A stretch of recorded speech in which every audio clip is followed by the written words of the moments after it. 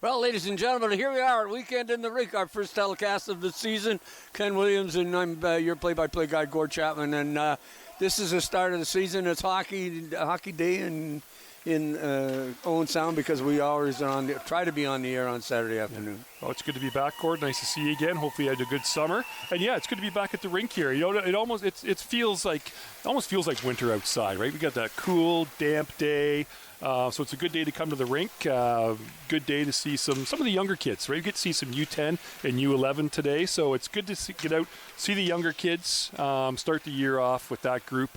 Generally, we see some older kids. So anyways, looking forward to it. Glad to be back. As per usual, this is Weekend in the Rink. We're going to be coming on air all winter long, doing the OHL or the OHL, doing the. We're doing that too, but not us. That's not us, but doing our rep hockey teams and probably get some girls games involved and some tournaments and some stuff. So looking forward to being on the air this winter, and of course. Ken Williams here, who probably has forgotten more hockey than I know. Oh, no. Is going to be my sidekick for a lot of the time. And we got under 10, which used to be the old Adam. We still kind of bring that back. Yeah, it was funny. We were speaking with the manager there for the Owen Sound U10 team, and I'm like, U10, that's minor Adam to be. Yeah. Right, I'm still stuck on that, but sounds like he's excited. The team's excited. I had a chance to go back and forth with Tim Nickel, the coach, and he said the team's excited to be on the big show today. So sounds like you have some pressure today, Gord. Well, yeah. I'm always under pressure. Tri-County Minor Hockey Leaguers, this U10 standings, and these teams have played some games, but you can see that Center Wellington Fusion are 4-0 and are top of the league, and Owen Sound is struggling a bit at the bottom, but they've only played one game. And that was against Center Wellington, actually, a tough 5-2 loss. So they're in today against Halton Hills Thunder, and so this is a good chance, to see what they can do today, and maybe even out their season 1-1. We also I want to know too is that Josh Gibbons is a manager, but Tim Nickel, Adam Barfoot, and Andy O'Leary, all graduates of the Owen Sound minor hockey program. It's just so good to see those guys giving back to the organization that they played at many years ago. So no, exactly. We all know that if it's not for the parents, it's not for the volunteer coaches, it's not for the referees and stuff like that, this doesn't happen. So it's good to see, it was the first thing that you mentioned to me today, a lot of names that we both recognize, but you certainly recognize as kids that grew up, now adults who played in the Owen Sound minor hockey system. And now they're back as a group, giving back. They all have kids on the team, so that's fantastic. The other coach is Brent Fisher, who's a transplant to Owen Sound, but is well-known in hockey circles here in Owen Sound, of course, being affiliated with the Attack at one time or another, but also very knowledgeable. So they've got a really good coaching staff. Yeah, absolutely. My comment, don't you think you guys are overcoached? And he said sometimes, but it looks like it's the brain trust is amazing, and of course that will only be beneficial for the kids. Absolutely, a lot of hockey knowledge, and if they can pass that knowledge down onto the kids, start at this young age, U10, their first year of rep hockey, first year of full ice hockey at U10. So the kids are in good hands with that group. That is for sure, Gord. And also too, as well, like I've been saying for a long time, that Owen Sound has one of the best hockey organizations in the province, and they got so many of the coaches. As you move up the ladder, you'll see them as former players and giving back to the community and some of the knowledge that they've picked up. So it's kind of cool. So Hayden Bumston is going to start in goal today for the Owen Sound Junior Attack, and I was down in the dressing room and I didn't get the starter for Halton. Let's see, looks like number 98, Nathan Costanzo, is heading towards the net right now. So Costanzo is going to be starting, so we'll see what happens today. Halton Hills Thunder a little bit ahead of them in the standings, but of course the Junior Attack have only played one game. Yep. So we'll see what happens this afternoon, getting underway. Face-off at center ice. Nickel just missed it, and it heads down ice. Heading after it is Barfoot. Barfoot along the wing. In on the circle. Tries to center it out. Right on goal. Just Costanzo as he makes the save right off the bat. It's a nice start for Owen Sound. That's what the coaches want to see. You want to see an early shot on net, test the goalie a little bit, and gives the kids some confidence right away starting the game. We face off down to our right here, deep in the zone. Nickel at center, getting set for the draw. Slaps it back to the point, wins that draw. Puck had trouble keeping it in. Nickel chases it down. On top of him was Reed. Trying to get that puck out of the zone, kept inside by Feltus, and here comes McDonald. McDonald right through center. In on goal, there's the shot. Good stop by Bumstead. Nice save. It's number 14, Marty Chesser, had to split the defense and got it in on goal, but here comes the team back, touched the glove. That was a good stop as he was all alone coming in on goal.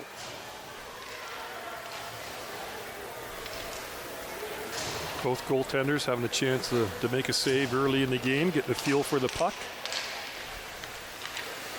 33. Back to the point.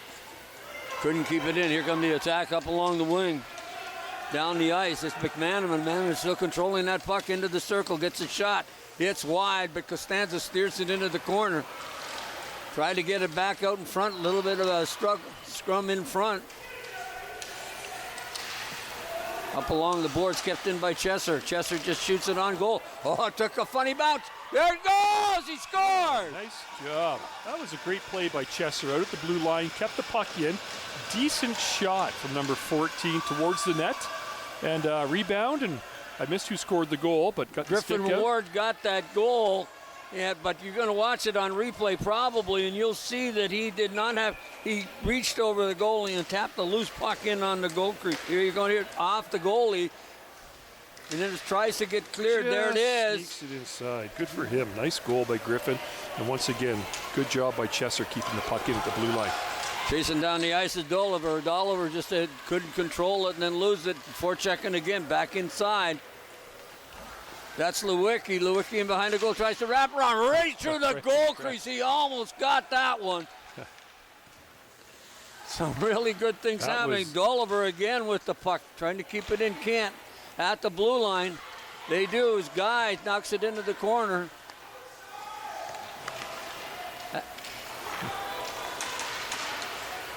Puck just inside the blue line, trying to get some of these numbers and get them knowing. Then puck going down for. So you can hear the Owen Sound coaches there. Somebody, sound like somebody from the bench anyways, telling the kids, you know, the other side, the other side. Had a chance to speak with Coach Nickel, back and forth, conversing. And so the focus right now at their practices are playing in their own end and that breakout. So we'll see if the kids switch it up a little bit and listen to the coaches there and try and move the puck around to the other side for that breakout that they've been working on. Connor Guy and that's number 51. Baskin on the point. Baskin tries to get a piece of that puck, does. It slows the attack down. Chasing in after it. Barfoot knocks it off. Fisher had a chance. Then that puck slides around the far side. Knocked it out of the blue line, kept in, fired into the slot area, and finally cleared away. Loose puck going right between the defense. Chasing after the Feltz. They can't figure out which one to take it, but Fisher along the boards has it. Fisher down the left wing. Takes the shot and just puts it on goal. And Costanza just doesn't want to make any mistakes with that. But you have to be careful when you do that with a goaltender. So many times I see them go down the stump, it goes between the 5 hole and ends up going to goal. I couldn't tell you how many times I had that happen, or I had a chance to see that. In minor hockey, you get a little bit of a flop. The goalie actually jumps down onto the puck and trickles between the legs, or goes off the pad and squeaks into the corner of the net. McManaman and Gibson on the forward line, along with number 15. I think it's 15, Griffin Ward. These kids still tuck their jerseys in. Hard for us to tell who they are. Scott just loses puck by him. Chasing after it is Scott. Logan Scott. Scott tried to send it out in front, does, and puck off a skate in front of the net. As Marty Chesser knocked it off into the corner.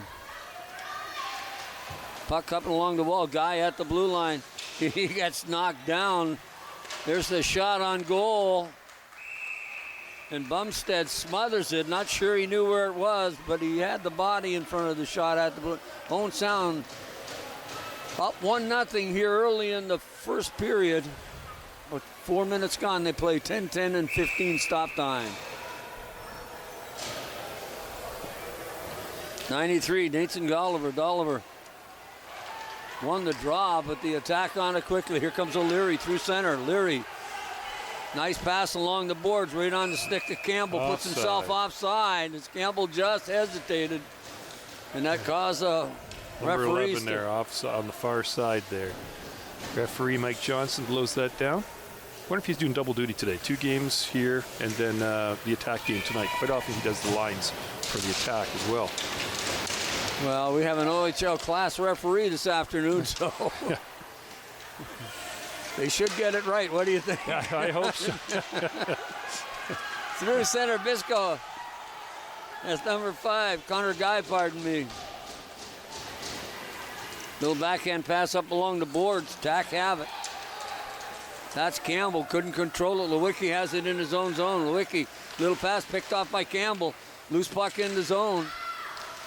Puck bouncing around. O'Leary gets a hold of it. Takes a shot on goal and hits somebody in front. Hit a body and went into the corner. Looked like got good wood on that. Just knocked outside the line. Such has it. Back inside the zone. Going to change him up. And they fire too many men. No, they're not going to call it. Well, they just went into the bench. Good move. I thought that looked like too many men on the ice, but sometimes that's a coaching strategy. I don't know if they use that at U10, but I know it's certainly a coaching strategy as you get up in the age groups. Throw it at the goal when they're changing up. Throw it at the bench there when they're making a line change. Somebody generally wants to touch that puck, and they're going to a power play. Puck in front. Carr. Couldn't control it. Or pardon me, Kelly. Couldn't control it. Looked past the blue line. Now they finally get it out along the boards. It's a junior attack. That's Fisher. Forcing it. And they're going to freeze it. Nope, getting it out. Down the ice with Lewicki. And going to go no icing. Beachy in behind his goal. Looking up along the boards, got Barfoot open on the wing. Barfoot right on his stick. Good play. Barfoot just tries to dump it off the boards. And Thompson prevented him from getting where Peachy trying to control the puck. Thompson got a chance in the slot. Takes a shot. Trying to deflect it. That's what he was, too.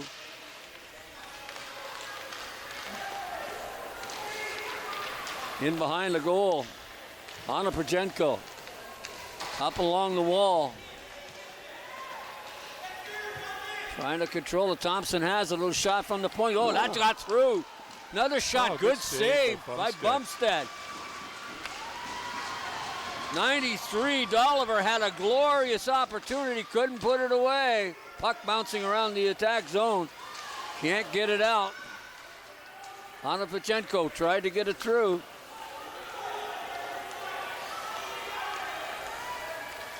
Centered out, cleared off the path. Here comes the attack out of their own zone in a little trouble. Finally do, nice play, 2-on-1. Coming up ice, Barfoot waits, there's the shot. And Costanzo does it again. One of those, I think I might put a couple bucks on the table here. Unfortunately, one of those might sneak through the paths today. The Owen Sound team keeps shooting them like that along the ice. Well, like you said, I've seen that happen, and the next thing you know, the light goes on. Yeah.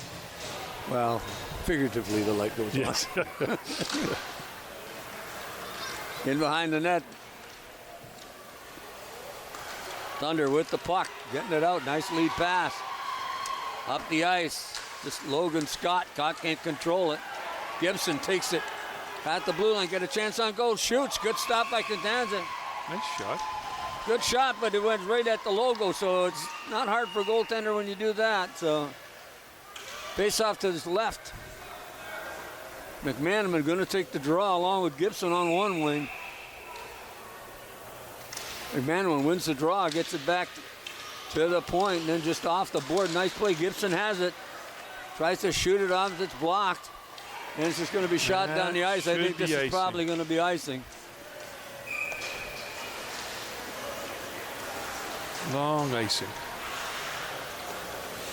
kind of neat to see these kids have got some skill at this level, and they're moving the puck. And No, they're looking good. I know one thing that Coach Nickel was saying to me that this is really the first year that these kids have all played together, because at the U9 level, right, you're doing some half ice, you're maybe doing some local league after Christmas, the teams are split up, and now they're playing teams that maybe Gord have been together for a year or two already. So, you know what, I like what I see so far. One period here with the Owen Sound team. They're playing well. This is a team that they keep advancing, they keep learning, they do well in practice. They're going to have a good year.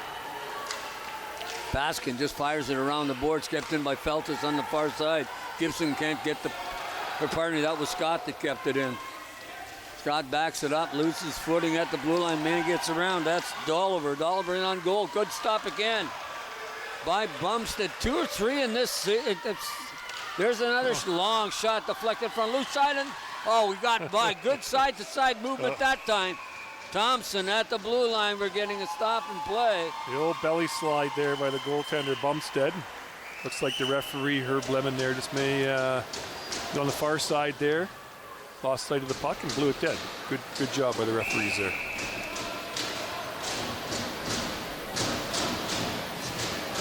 Noisy rink today. Parents, the kids, it feels like there's 1,500 people in here today, Gord, which is great. Yeah, and it's good that they got the support. And, I've been saying for years, and there's more than, as much as we love the attack and I love going to the games, it's not the only hockey played in this town. Absolutely. Come on down, watch some of these kids play. They'd love to have you in the seats. And it's free. It's free. Good point. Good point. Puck fired down the ice. I think off a stick. No, it's going to be icing, so we get it back. There was a time they charged in minor hockey to come into the arena, but yeah, you know what? I remember that, especially the Georgian Bay League, right? A lot of people, question that because you're just trading nickels, right? You're going to come here, give us $30. We're going to go to your rink next weekend and give you guys $30. So why, so that was always a challenge. Get parents to cover the door for you. Yeah. What doors are other parents coming in? The Bay Shore is a good example, right? You got teams coming in the back door. Anyways, I'm glad they don't have that anymore. Campbell fires it up along the boards. Aljo, Leary tried to keep it in, couldn't, off his stick. Leary stops, then shoots it back in, fires it past the net. Weigel. He has the chance, passes it out. Such has it. He shoots it right back in, got to clear the zone, and they do. In behind the goal is Guy. He just dumps it up along the boards. Thought it was an open wing, but Anna Prochenko was underneath the booth here, and I just kind of missed him. Weigel along the boards, does get it up. Kept in on a nice play, but did a loose puck. Just heading back after it, of course, is Leighton Reed. Better be careful because he's got right on his backside. Kept in by Clement. Finally, the attack, get it up ice. Nickel trying to make that play. They're going to call an ice there. Nope, no ice. No icing. Better be alert because they're right on top of him. Good forecheck by Wright. Wright almost gets the loose puck. Then up along the boards. Picked up by Barfoot. Barfoot can't get it out. Nickel just turns and fires it through center ice. Chasing after it is Baskin. He'll get to it. Baskin up along the boards, could just dump it out. No, he didn't. Good play, good anticipation. To Barfoot, there goes the horn. That could have been a really dangerous scoring opportunity because they lost that puck along the boards. Yeah, if we had another 10 seconds or so in this period here, I'm sure it would have led to another Owen Sound scoring opportunity. So, both teams over at the benches there getting, looks like just one coach talking to Halton Hills, and Owen Sound bench, looks like Coach Nichols talking to the forwards there, and assistant coach O'Leary talking with the defense there. Well, so far, good game so far. I think so. I think what you were talking about, they're trying to move the puck. They're trying to put it to the open guy. No, exactly. And you can see them trying to break out the wingers where they need to be. They've gone up the middle a couple times with the puck, Owen Sound has, but caused a turnover.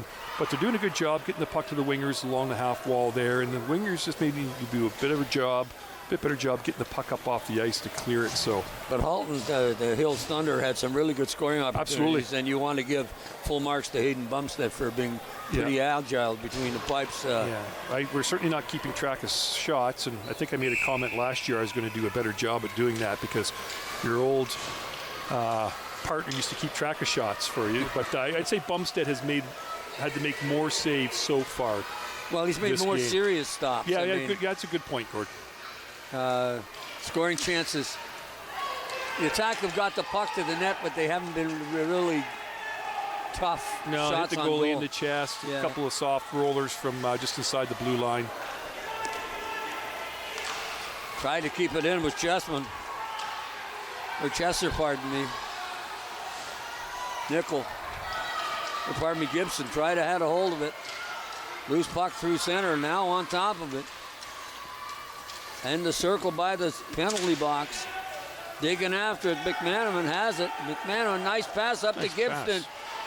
But Thompson made a good defensive play to steal that puck. And it's a good thing he did because he had a good chance of going in on goal. We're getting a whistle. Offside. But that's what we were talking about. They're moving the puck nicely. That was a beautiful setup. And also an awesome defensive play, too, because he was in all alone if he hadn't made that. Absolutely. Center ice, just outside the blue line. In the center ice zone. Here come the junior Attack again along the boards, trying to get that out, and that's gets it up to Eljo, and that's going to be offside. Got to clear up, good play. Picked up by Thompson, and fired down the ice, not good. Such is going to be on it, so no icing. They waved that off. Be careful with that kind of pass going through that zone.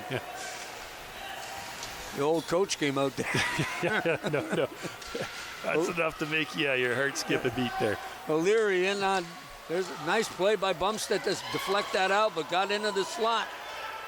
Guy just fires it back in. Nice job to keep that inside. Losing his footing, O'Leary just knocks it away. But Such, pretty stellar on that shift. Coming down to O'Leary. Campbell had it. It's offside again, so they got to get back out, clear up. I love that rule. Yeah, no, Keeps the I game agree. going. I think I can't remember the NHL official that suggested that, and that became No icing there. the rule of thumb. Yeah, no, it keeps the game going, a little bit more flow rather than more whistles. That's the last thing we want, is more whistles. In behind the goal, and that's Clemente. Up along the wall, stolen, coming back outside. Can you keep it in? That's Feltus. On the puck, does. And fires it off deep inside the line was Reed. Sound just lays back a little bit too much there. I'm sure that's one thing they've been working on. They want a little more pressure in that offensive zone. Forward check and pressure the defender and force him to make a mistake. That was a good body check by Nickel, I'll tell you, on that play. There's Bumstead kicks that out. That's a tough one. Room to You gotta be skate here. careful. Nickel gets hooked, and there should be a call on it. Both arms went in the air. Yeah, that's a good call. I mean, Nickel had a little bit of room to skate there, and the only way the defender was going to stop him was by putting the stick around his waist. Oh, that was a major league hook, if you ask me. There was no doubt here. There's nobody in this building that's questioning that call, that's for sure. Anna Prochenko goes to the penalty box for 2 minutes. First penalty of the game, Owen Sound on the power play. McManaman at center. Chesser on one, defense Scott on the other. Puck comes back to the blue line. Scott just fires it towards the net. Don't want to give that puck up like that. You're on the power play. Let's not give the puck up that quick. This is Well, if there were two calls today that nobody in the building was going to question, there's the hook. Gibson hooked him. I was only about 25 feet away from the last hook 14 seconds ago. But then again, too, can you say that's a good penalty? Yeah, you know what? Yeah, you can make an argument about that, Gord. But you know what? In fairness, that goes back. Right, the defenseman for Owen Sound had the puck inside the offensive zone for the power play and got rid of the puck too quick. McManaman through center, beats the D on one side, gets in on goal, takes a shot. Good stop by Costanza. So he got a piece of that off over the top of the net. A great scoring opportunity. Back outside, McManaman again gets a shot on goal. That's 2 in a row. 2 good plays by the attack and 2 good saves by the goaltender Costanza. Such controls it, tries to get the puck at the blue line, but couldn't control it. Coming up this side, of course, that's big number 15, Griffin Ward. Ward's going to go in on goal. They're going to split the D. Nice move. It's big kid, long reach, long stick. Lead pass up to Scott, just off the end of his stick, heads off into the corner. O'Leary just dumps it back out. Gets it through center ice on the puck. There's Campbell. Campbell all by himself. Campbell's going to take a shot just off the knob of the goal stick as it was whipping by. That could have been dangerous if it changed direction and come in on the goal. You could sometimes leave them. They're going past the goal. Leave them. Yeah, exactly. That's a good point, Gord. Yeah. Scott couldn't get Such at the blue line. Such has Campbell open. Such in on goal, takes a shot off the post, I think. Like, yeah, I did hear some post. 2-3 good scoring chances by the attack and been turned back by Costanza. Aljo, he gets dumped. There's a shot. You're going to clear it, make sure you clear it. Such comes back on top of that puck. Stolen. There's a shot off the side of the net. Good chance by McDonald as he had a shot on goal. Oh.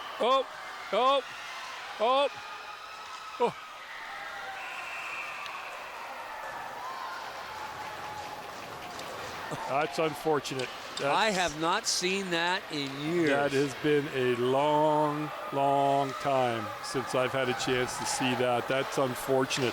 Young fella was skating well, stick handled well, and a hard shot on net. A great wrister. Unfortunately, who do you give the goal to? Put it by his own goaltender. Yeah, they're going to have to figure out who touched that puck last. For Owen Sound, oh well. Tough one for the young fella. And the goalie made a good chance to stop it, I think, too. Trickled by him. 2-0 on a very, very strange goal. I hope he gets a chance to get that back.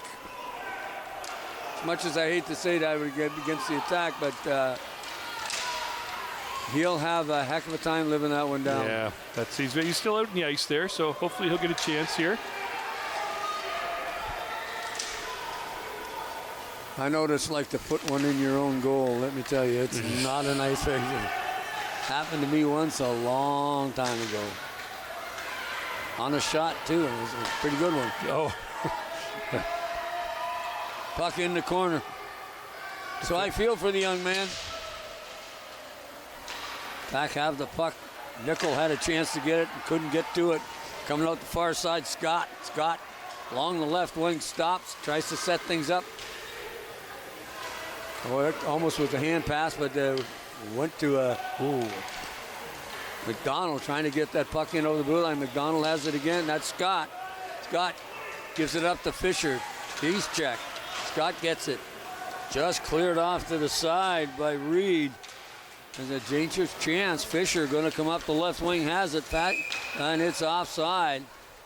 Wright still putting his hands on his head there, banging his stick. Now he has to go to the bench here, so. Oh, well.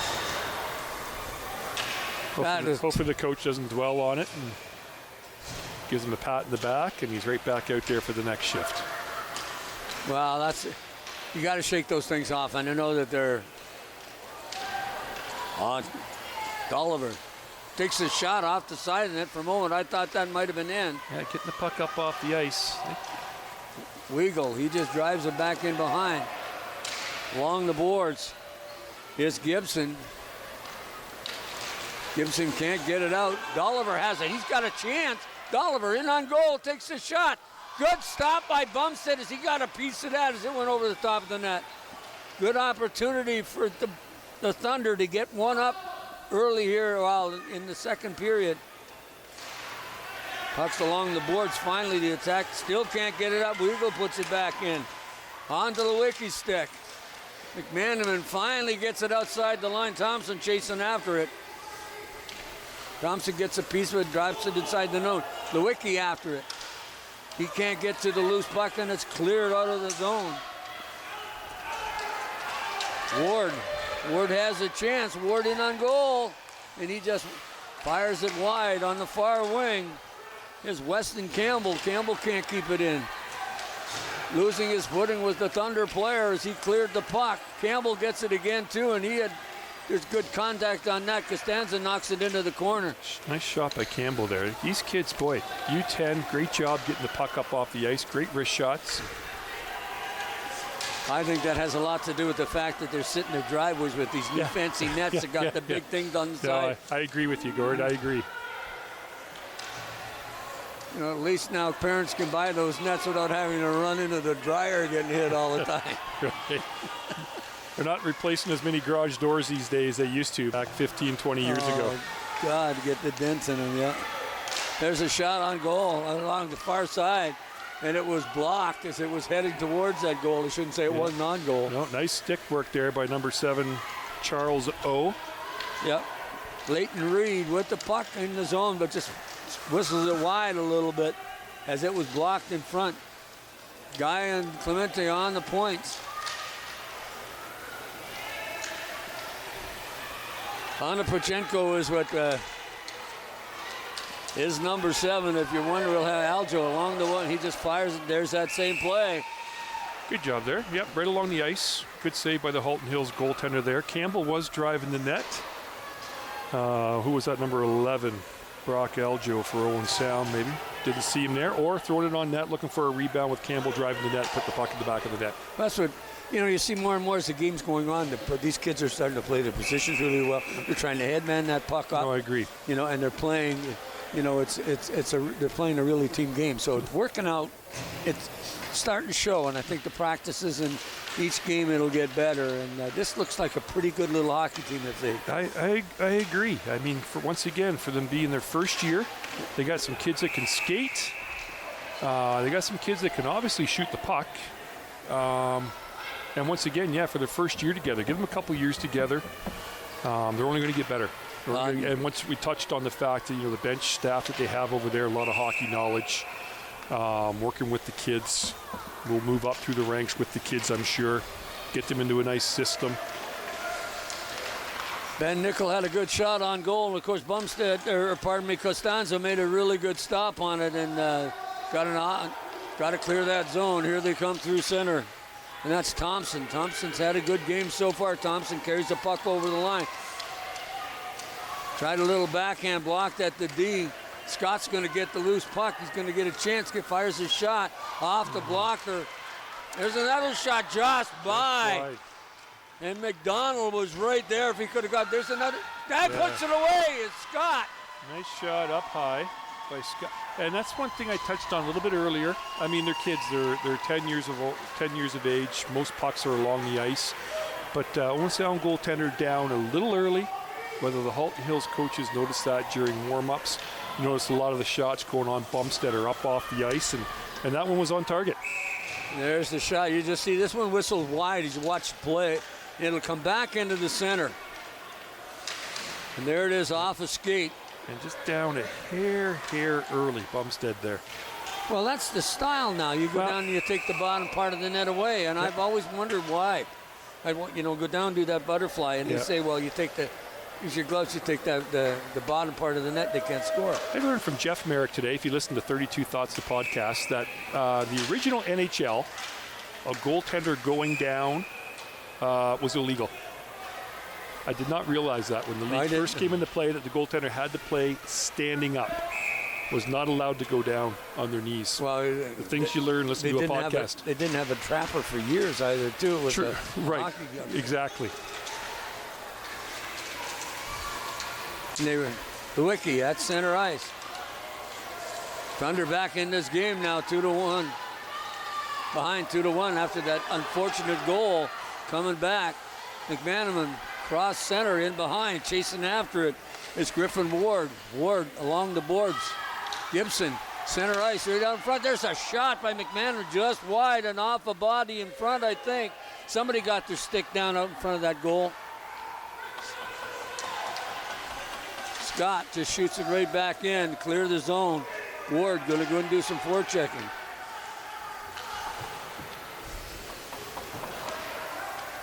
Puck along the board. Scott waiting for him to come out. Lewicki has it. Lewicki has a winger forward but couldn't get the puck to him. McManaman steals it and then he's dumped. No call. I thought that might have been tripping. We're not supposed to. Chesser. He's just going to fire down. That's going to be icing. Should be, yeah. Yep. That was just right almost just where the bear is roaring. You're on the center ice. Hopefully that bear roars tonight. Tough one for the Attack last night in Kitchener. 5-3. Barlow with another goal.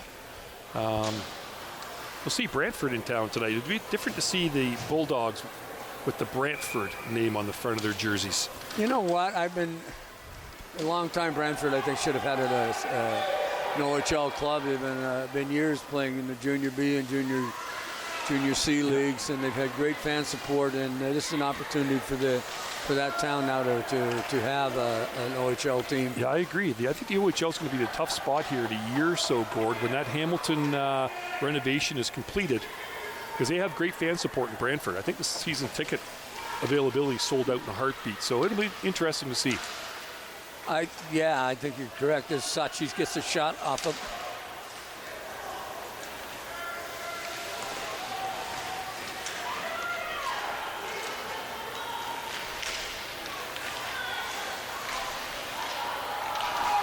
So there might not be some opportunities to Peachy. He's at the blue line, fanned on his shot. Got to get back. Got to get back. Coming back. Good play by Aljo. Then he makes a move, gets around Baskin. There's his shot off the blocker of Costanza. Once still again. 2-1, 2:06 left in this period. Sach makes a couple of moves like he was skating in a phone booth. Of course, most people don't know what a phone booth is anymore. On to Prochenko, gets it up along the boards. Nice pass through center to Aljo. He couldn't. Now Aljo gets it again, but he's all by his lonesome as they're changing up. Aljo tried to knock that puck down. Such heading to the bench on the change. Here comes Nickel through center, and he's blocked by Dolliver, and it's offside. You can't come out of that door until. No, that's the one, the door inside the blue. Funny you mentioned the telephone booth at work the other day. We called Bell to have a Bell payphone removed from one of our lunchrooms at our facility. So they came to remove it. It had 2 quarters in it. Gord, I can't imagine when those quarters actually went into that telephone. yeah. We're checking in there quickly. On that puck was Wright, and he steals it, giving an opportunity for some kind of scoring chance by the Thunder, but the Attack get the puck coming through center. Nickel into the slot there. He takes a shot, just trickles by as it was off a body in front. I think it went off number 12, and I think that was Clemente who was in blocking. That's a good save by him.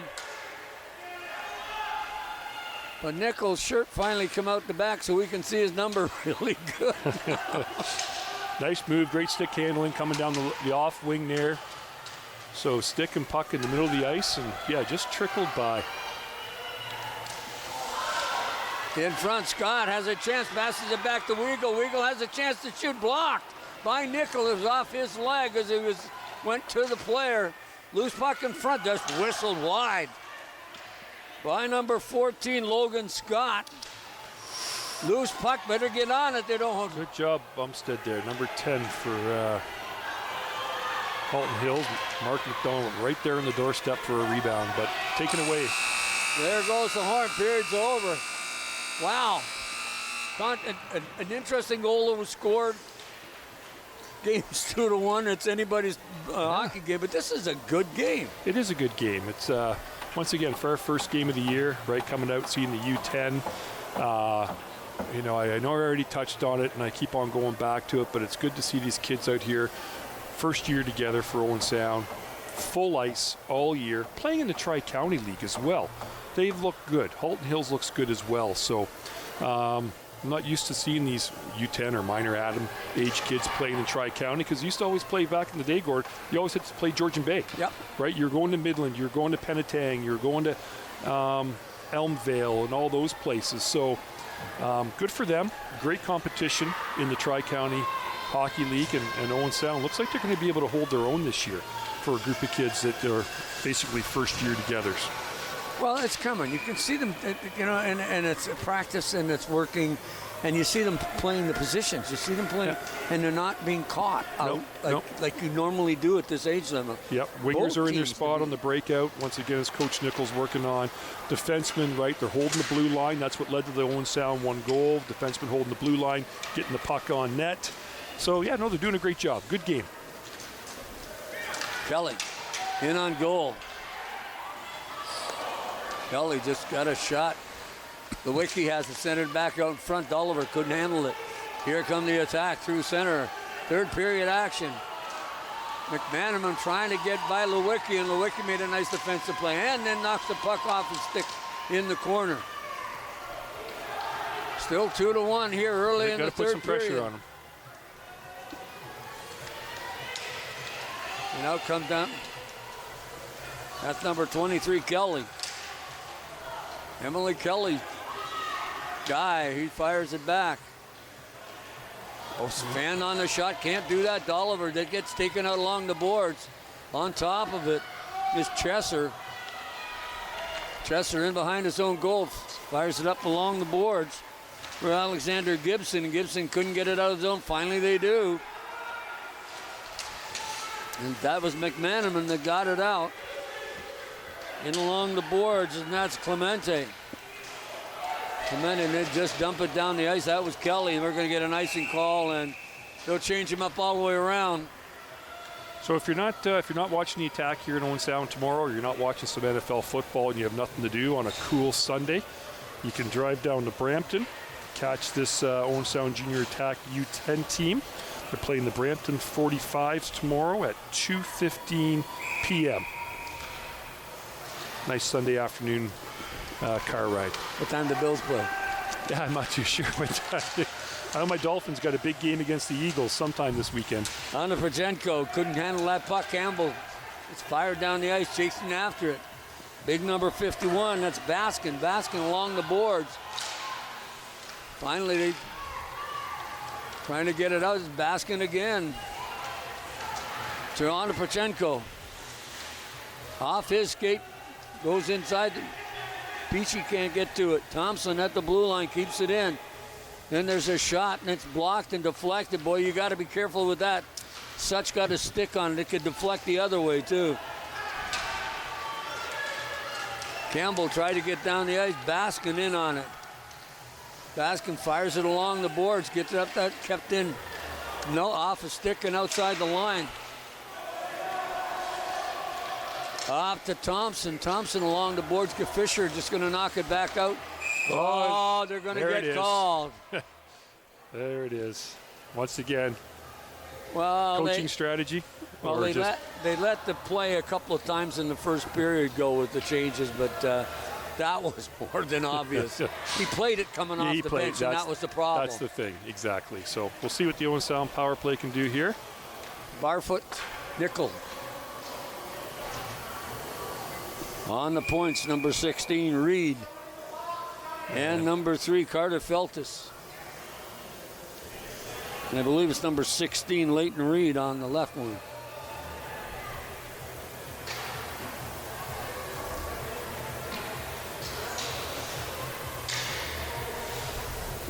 What do we got going on here? We got, we're waiting for the young fella to get the penalty box. Has to send somebody. Oh, they sent over number 51, Max Baskin. Yeah, sent a defenseman. No. So I'm kind of surprised. They left him with one there on the bench, so it looks like they're sliding the forward down, maybe to play defense. This is where, hang on to the puck, not give the puck away. Baskin fires it out along the boards, but can't get it clear. Reed on the 1 point. Barfoot going to win and forecheck. Yeah, put some pressure on him. The black jersey just picks it up, fires it out. Good play. Scott's got a chance to chase this down. Reed better hustle with him.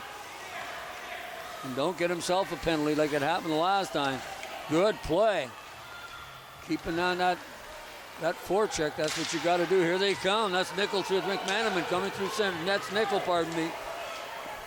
Along the boards, up to Ward. Ward has it, sends it right out. No, just missed Barfoot. He was coming down that right wing.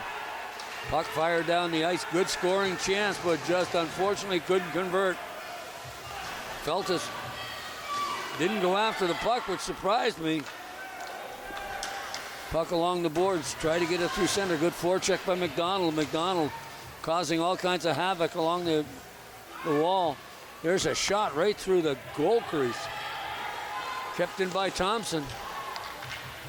McManaman has the puck behind the goal line. McManaman got a nice pass up along the boards, but just missed the stick of Barfoot. And McManaman's going to head to the bench. Still on the power play. 24 seconds remaining. McManaman knocks it into the corner. O'Connor. Or Clemente, pardon me, knocks it off into. Oh, building up a little bit of speed here. Nathan Dolliver. Dolliver has a chance. Now you're going to see the penalty. Seems every time one team takes one, the other one feels they should take one as well. Well, could have maybe been an interference there along the boards there when he was skating by, but that definitely and the young fella's down on the ice down there. Well, Chesser took him out, but I'm not so sure that didn't see if he maybe hit his head or. Not sure what. But definitely a penalty. No doubt there's a penalty there. A penalty. So we'll see what happens here. 10.5 minutes left. 2-1. Owensound not really able to get anything going there on the power play. Spent most of the time chasing the puck. A lot of the time in their own zone as well, chasing the puck, trying to get possession. Well, it was a good job by the Thunder with forechecking. They did a nice job. There wasn't really any pattern to it. It was just that they got in there, got on the man with the puck, and that was. And then in turn, the puck is down in the Halton Hills zone. Halton Hills had no problem getting the puck out of their end, so a little more pressure on them. Once again, forced them to make a mistake, and don't let them out of their zone that easy. Nathan Dolliver got up without too much problem, a little bit of assistance, and now he's back on the bench. They're playing 4-on-4 for the next 5 seconds, and then Thunder go on a power play for their, I believe. Can't see where the player was that got the penalty. So looks like, is it number 14, maybe Marty Chesser? Oh, that's right. Yes, Chesser got the hooking penalty. You're correct. Guy at the blue line takes a shot, locked in the slot area by O'Leary. Really making a nice move coming through. O'Leary all by his lonesome takes a shot. Good save by Costanza. Boy, if you're going to kill a penalty, that's one way to do it. Get it on net, force them to hang on to it, get a whistle. Peachy on 1 point. Fisher and O'Leary up front.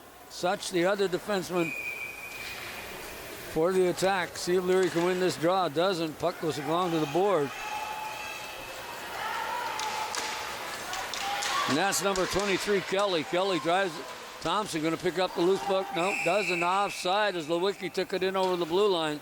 Just a little bit ahead of the player clearing the zone there. Right. Kelly and Lewicki, the forwards.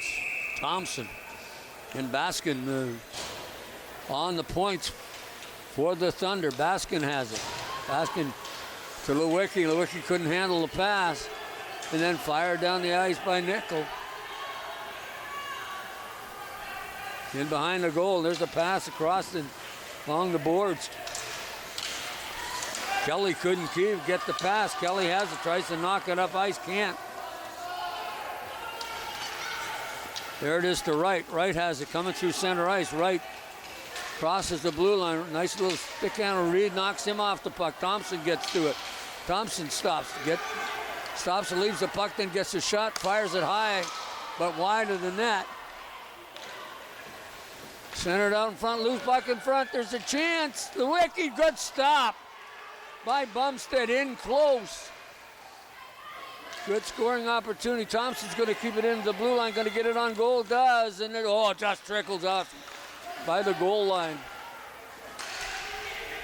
In front again, try to get it centered. There's Kelly, and she just fires it wide.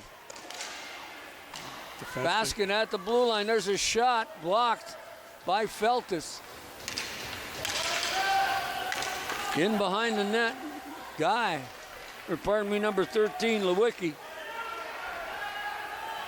Thompson couldn't control it. Puck is going to go down the ice. Barfoot's going to go down and cause some havoc down there. Barfoot gets after the puck. Yeah, that's what they need. Good job there by Barfoot. Put some pressure on them down low in their own zone there. Thompson. And we're getting an offside call. Half the period almost gone. We're playing stop time, 15 minutes for the third period, and of course there's 8:29 remaining.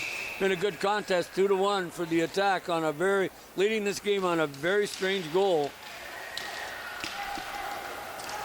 One of the Thunder got turned around and ended up going up the ice the wrong way and scoring on his goaltender, and that's the difference in the game right now. Gonna have a tough bus ride, that kid. Into center ice, here's the shot. Clemente tried to keep it in, couldn't. Dolliver again makes a nice move. Dolliver having trouble. Puck comes back out to the blue line. Number 22, Emmett Johnson. McManaman there, just lost that. Otherwise, he was off on a breakaway. 22, of course, is Thompson. There's a puck, did it again. Loses his footing. Puck comes around this side. Thompson's going to try and keep it in. Loose puck, almost stolen by Nick.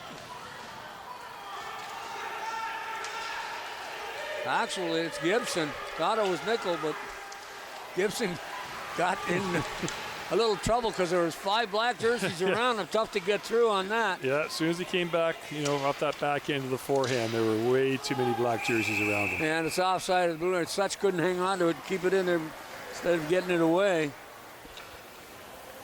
Oh, boy, this is a good hockey. 6:59. I'm enjoying this very, very much. Just getting a chance to be back in the arena on weekend in the rink on a Saturday afternoon, watching an exciting minor hockey game. Folks, you got to come down and watch these kids play. Even if you don't have a kid playing in the league, it's fun to come down and watch hockey. Weigel just going to shoot it in. Good play. Now going to send in the forecheckers. Nobody's hustling in on the puck. You would think that this is going to shoot it in. You want to get it back. No, exactly. You're looking for a goal here. You got 6 minutes left to try and tie the game, and got to have some presence on the forecheck. That's for sure. O'Leary left pass on the wing to Fisher, but he couldn't hang. Fisher does get to the puck though. Nice play along the boards to create a little havoc. There's a bouncing puck just whistled wide of the goal. Peachy in behind his net. Oh, there's that dangerous pass. You're lucky it went over Thompson's stick. And it's going down the ice. Does Campbell get to it first? No, Thompson does. Thompson along the boards. He has it, got a chance. Pack killed off the penalty. Nickel takes the shot. Loose puck, not sure where it is. But Costanza's got it in his paraphernalia somewhere. Yeah. Hard to see up here. A black puck and goaltender's all black. Other than that helmet, everything else he's wearing is black. Including the gold pads. An actual uniform. Like those ones. Yeah, both the goaltenders look good. The pads and the equipment these days, they look sharp in net. Well, it's all part of the game now, I guess it is too, with the colors and the Attack trying to get to that puck. Does. Lewicki can't handle it. Knock it down. Trying to get it out of the zone finally. Kelly just dumps it out along the board, chasing up to Dolliver. Dolliver going to chase it down. Feltus on it. A little bit of contact going on there in behind the net. Dolliver tried to center it back out, just got it off the end of his stick. And here come the attack again. There's Nickel coming through center ice along the boards. Up to big number 15, that's Griffin Ward. And Ward loses the footing and ends up into the corner. Feltus at the blue line. Just has the puck go off a stick and kept in. Nickel in the circle. Nickel trying to kick it forward. Does. Here comes Feltus, going to take the shot. Bouncing puck in front of the net. Loose in the crease. And the attack can't finish that one off. Reed just knocks it off. Didn't want to pinch there. Probably did have an opportunity to pinch and keep that puck in, but the defensive instincts kicked in there. Dolliver trying to get inside the zone, does, and then Nickel just slaps it out through center ice. Looking for some changes. Can't change now. Guy comes in over the blue line. 4-on-3, 5-on-3. Tries to get it right inside the goal crease, does, but can't get a shot away. Kept in by Lewicki. Lewicki loses it to Barfoot. Barfoot heading it down the right wing. Blake Barfoot. McManaman in the middle there. In the slot. Nice poke check by Lucas Wright. Guy has it in behind the net. Puck along the board. Gibson keeps it in.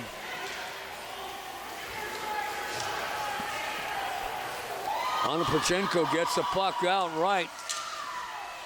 Just slips back. Onopachenko's good pressure by the attack. Keep that puck in the zone.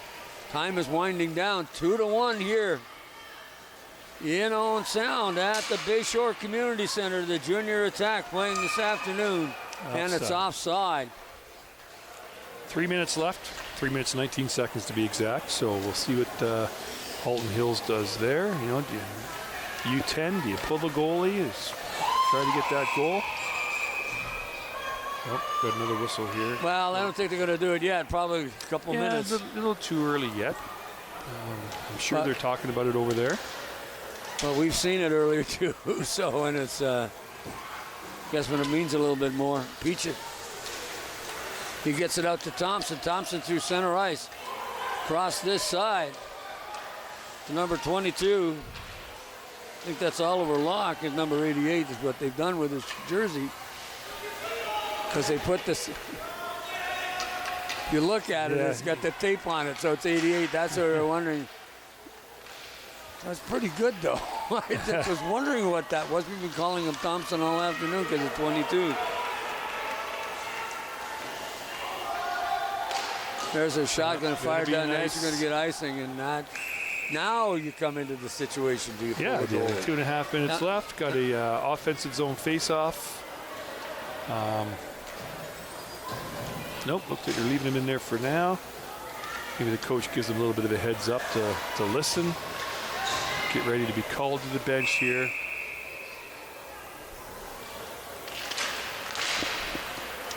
Puck comes back to the blue line. Kept in, nice play by McManaman as he had a chance and just deflected it enough to make the play offside. Scott to Dolliver. Dolliver into the slot area. Is in too close and too much traffic. Couldn't get the shot on goal. Clemente fires it into the corner. Loose puck in the goal crease. Nice stop by Bumstead as he got a piece of it. But boy, that was a juicy rebound. Is it going to have enough? Yes, icing. Now you pull the goalie. Now I think this is the time here, yeah. Under 2 minutes to go here. For the most part, right, the last minute and a half, kept the puck down in the Owen Sound zone. Coach Ken Williams is telling us exactly what I think he would do if he was behind the bench. Yeah, we're at that time right now where I'd be doing that. So you get... Oh! He scores! Oh, it doesn't matter. Mark McDonald gets a shot in on Bumstead, and I don't think the kid saw it because there was a big body in front of him. Want to face off.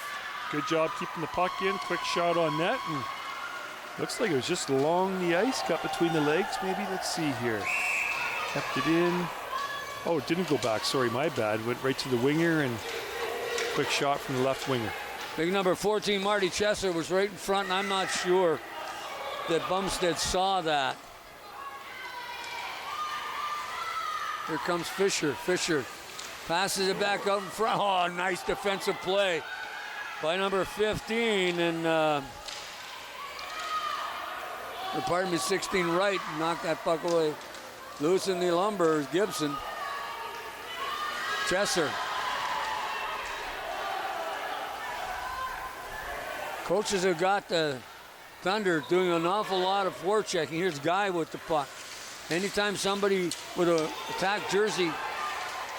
Oh, you're coming on goal is right in on Bumstead. There's a shot. Bumstead! Great stop, but they just trickled by. I wondered, did that hit his pads and then the knob of the stick knocked it away? Yeah, I'm We'll not have to sure. see. I want to see that one again. Here comes Campbell, gets it to Gibson. Gibson has a chance, takes a shot. Costanza gets a big mick up and dog. I'd like to see that one again. I wonder if the boys down in the truck and we don't have a truck anymore. We've got a studio. I forgot. That's right. Here it comes. And of all, young right, let's see here. Look at that, right in on goal. Yeah. Yes, it did. It caught the pad and on the downside got the knob of the stick, which knocked it wide. Oh, you got 20/20 vision. I didn't see that part of it. That's offside.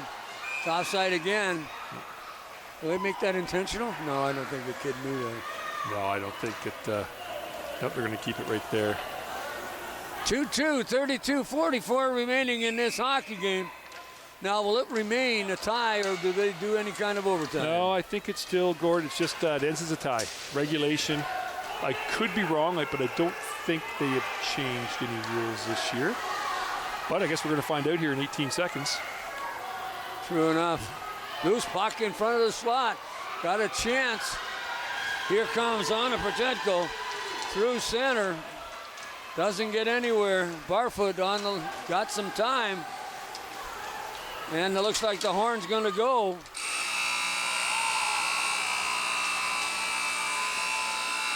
Well, I think we got our message right there. The game is over. It's a 2-2 tie.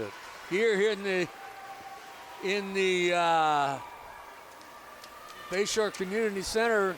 Under 10 teams, 2 teams playing, the Thunder and Owen Sound Junior Attack.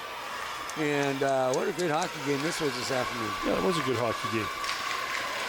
Both teams played well. Both teams at various times throughout the game kind of controlled the play. It ends in a 2-2 tie. Good. Well, we talked about the fact that they looked like they were hockey teams, both of them were playing. One of the things that we find out with the kids at this age, they don't necessarily play their positions extremely well, but each team tried to headman that puck, tried to put it off to the wingers, and they looked like they were trying to do some specific things with the puck when they got control in their own zone. Yep, no, exactly. And that comes, once again, I'm sure the practices, right, the coaches are focused on specific things, probably take some notes during the game. Go back to the practice, let's say Monday or Tuesday, and focus on a couple of things. And the kids are eager to learn, right? They're at this age, they're sponges, and they want to learn. They love the game. And they'll come back a little bit better next game. Well, the thing that got to me, too, is the goaltending. I thought the Thunder goaltender Costanzo in the first period were a little suspect about him freezing the puck. Yeah. But when the going got tough, he really became quite the goaltender. He made some really good stops when he had to. And then you look at the other end, Aiden Bumstead kept him in the game in the third period. Yeah, exactly. Both goaltenders made some key saves. Maybe a couple of lucky saves. We talked about the one Bumstead there going off the knob of the stick, and it just knocked the puck wide. But, hey, you know what? Maybe he meant to do that. Well, I don't think so, because I think the puck hit him, and the puck, as he was moving, he went down. Yeah, no, I agree. But that's what it's all about. I mean, how many times we've watched hockey for years, just goaltender sticks his stick out, and it goes off the knob into the corner. The key was he was in position to make the first save. Exactly. Right, and then Exactly. A little luck afterwards. And that's the one thing that when I watch minor hockey, that's what I watch with the goaltender, with the position of the hockey, how the player, how he gets to the puck, how he gets facing to it, whether that's going to be something that's going to hold him instead. Because most of these kids can do the acrobatics, but the acrobatics, the side to sides, the push, Yeah. they can do it all right at a young age. But it's the mental game that is so important with not only with the goaltenders but also with the other part of the game, and you could see that happening. The kids were thinking out there, and I think that's a credit to both coaches. And Andrew Harkness is the coach of the Thunder, and full marks to these kids. And it's kind of cool that they walked off with a 2-2 tie.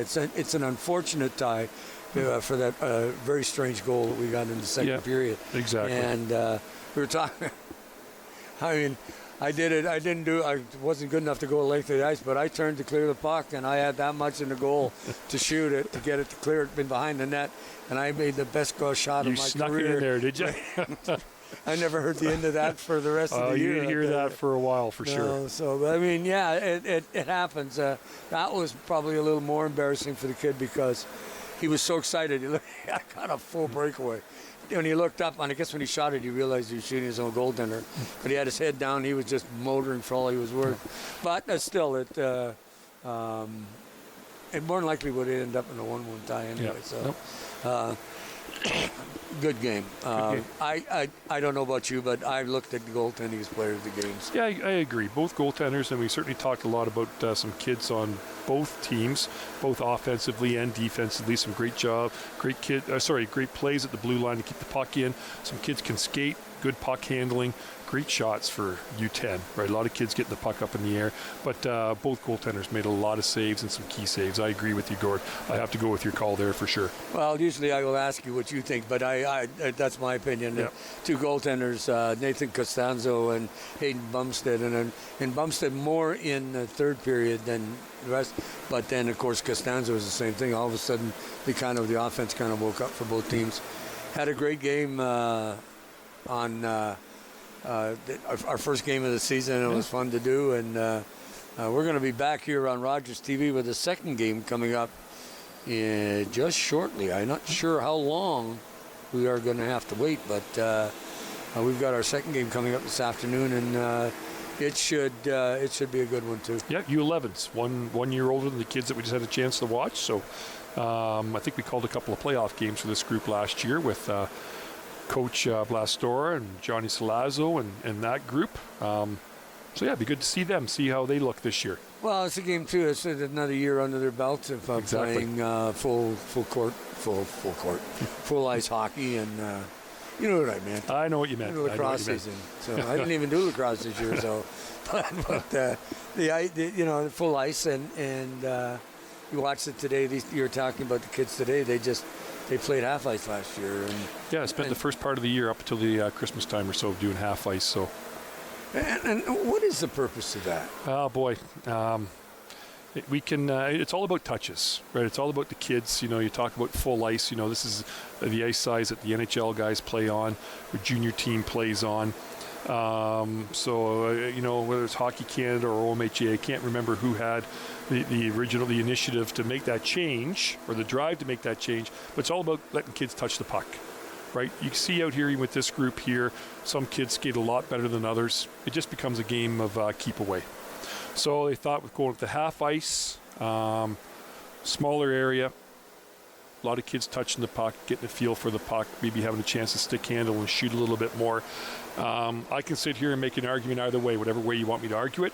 And I think if you went down the stands right now and you spoke with some parents, you'd find some parents who agree with that rule or that change that was made, and you find just as many who disagree with it. So, but you know what? It's been in place now for a few years, so we'll see. Right as the kids advance through minor hockey, if it changes the game and it makes for a better game of hockey.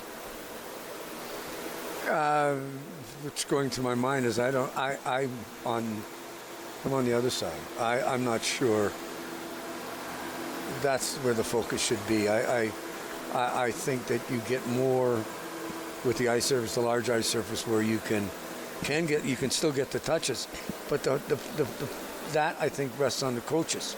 then if the kids, then you got to tell them, you got to use the puck, you got to pass the puck, you start learning the skills at a better level. Not saying you're in a smaller area and you're going to touch the puck, unless there's something specific that you're going to coach these kids to do in a short area, than a smaller area, then you have to, then I see maybe it benefits, but excuse me, I think that I like service more space, more teaching area. No, I agree. I mean, I can sit here now and make an argument for keeping the full ice. I mean, you're playing those half games, tough to work on positioning, right? You don't have the blue line, you don't have the hash marks, you don't have center ice. How you working with the kids, face off and positioning for the defenseman? How you working on a breakout? Somebody now will argue that, well, you know what, they're 8, 9 years of age. Why you bother with working on a breakout? Why you bother with working on position? You can argue it back and forth, but once again, I can argue in favor of what you're saying, Gord, because it gets the kids learn the position, learn how to use the boards. Chip the puck up off the glass and out. So we can, we'll probably be debating this come March when the season's wrapping up, and once again, we could probably pull up some parents right now who would have an argument for and against. I think it's led to, we had one fellow up here, the manager from Owen Sound, talking about it. It leads to, kids maybe leaving an association, right? Going to, I don't want to call them outlaw leagues or anything like that, but, somebody can get away from being under one association's umbrella and getting the one that has some rules that they like. So is that the right thing to do now? Moving your kids around, taking them away from your friends, just to pursue a full ice hockey game. I mean, you look at hockey, we talked about soccer. Yeah. If your 6-year-old's out playing soccer, they're not playing on a full-size pitch. If they're playing field lacrosse, it's a smaller one. Well, if they're playing on baseball, smaller diamond. To a degree, but the other side of it is that you look at a bunch of kids and you sit at the table on Sunday morning and you look at your kid and he's the smartest kid since sliced bread. These kids are intelligent, they're smart, they can learn. Yeah, well. So you put them in a hockey rink and this size, to me that's more important than learn the basics of the game from that point. They're smart enough to catch on. The biggest problem that I find with minor hockey is that if your child is going to come and play in our hockey organization, part of the teaching process is not only games, but they spend that time going to power skating and they learn it. And it's in part of the registration. Absolutely. You're not paying them extra for the power skating, but part of it. And then when you get the skating done, you can teach anybody to play. No, I have to agree with you there, Gord. I think the half ice, it's all about, the kids with maybe a little less skill, obviously getting them up to speed with everybody else. But if you're a parent of little Johnny, who has great skating ability, great puck handling skills, why do I want my son to play half ice? Why do I, he's able to play on the full ice. Now you're stunting my son's growth, right, is the argument back and forth. So, like I say, we can talk about this every episode of Weekend at the Rink, and it'd be interesting maybe to try and get a couple of guests up here and have a little chat and stuff like that. And I was reading up a little bit on it this morning. There's a lot of rules about how many skates they have to have before a tryout, and how many sessions before a game, and when you can play tournaments and when you can go to full ice, and rules after rules after rules, right? So could be. Anyway, I think we're supposed to take a short break and we're going to come back with some more Weekend in the Rink with 2 games coming up here on Rogers TV. Okay. Get rid of those sheets and the diuretics are taking over, Mark. I got to hit to the bar. This program is brought to you by Ignite TV. Now you're in command. Visit Rogers.com for more details.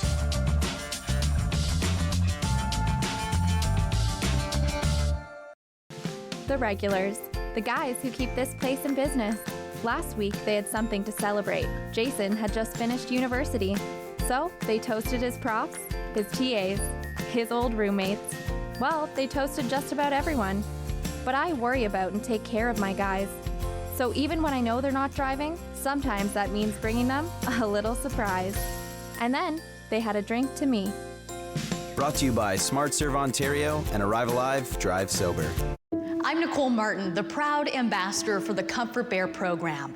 Comfort Bears provide these cuddly bears to local children who are terminally ill, facing trauma, or battling a serious illness. Every $20 donation will place a Comfort Bear into the loving arms of a child involved in our program. It is our hope to distribute 1,000 bears in 2022. Please join us and provide comfort to kids in their time of need. Hi, I'm David Shearman, host of Politically Speaking. Join me for my next show, where my guests will be Mayor Andrea Matrosovs and Deputy Mayor Peter Bourguignon of the town of the Blue Mountains. Politically Speaking on Rogers TV.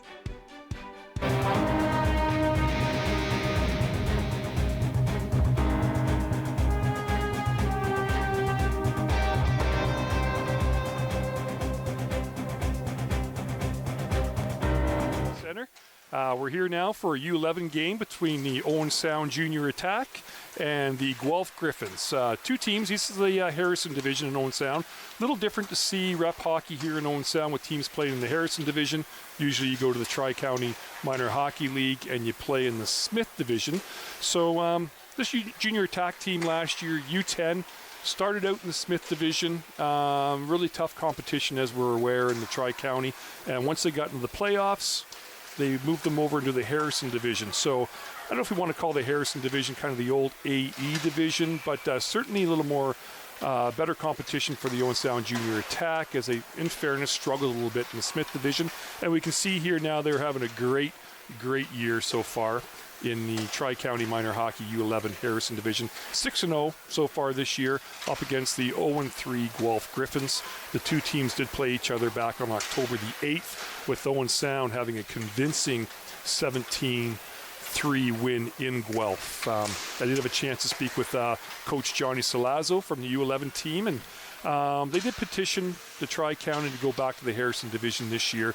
Sounds like they only had maybe 12 kids out to tryouts and a couple of goalies, so felt that was going to be a little bit of a tough season for the kids, playing shorthanded. Most teams have at least 15, sometimes 16 skaters. So anyways, they petitioned to go to the Harrison Division, got into the Harrison Division, and they hope, adding a couple of players here, which they've done already early in the season, with some development, practice. Their goal, and it's a great goal, is to get back into the Smith Division in the Tri-County. So we'll see what happens today. Two teams somewhat familiar with each other.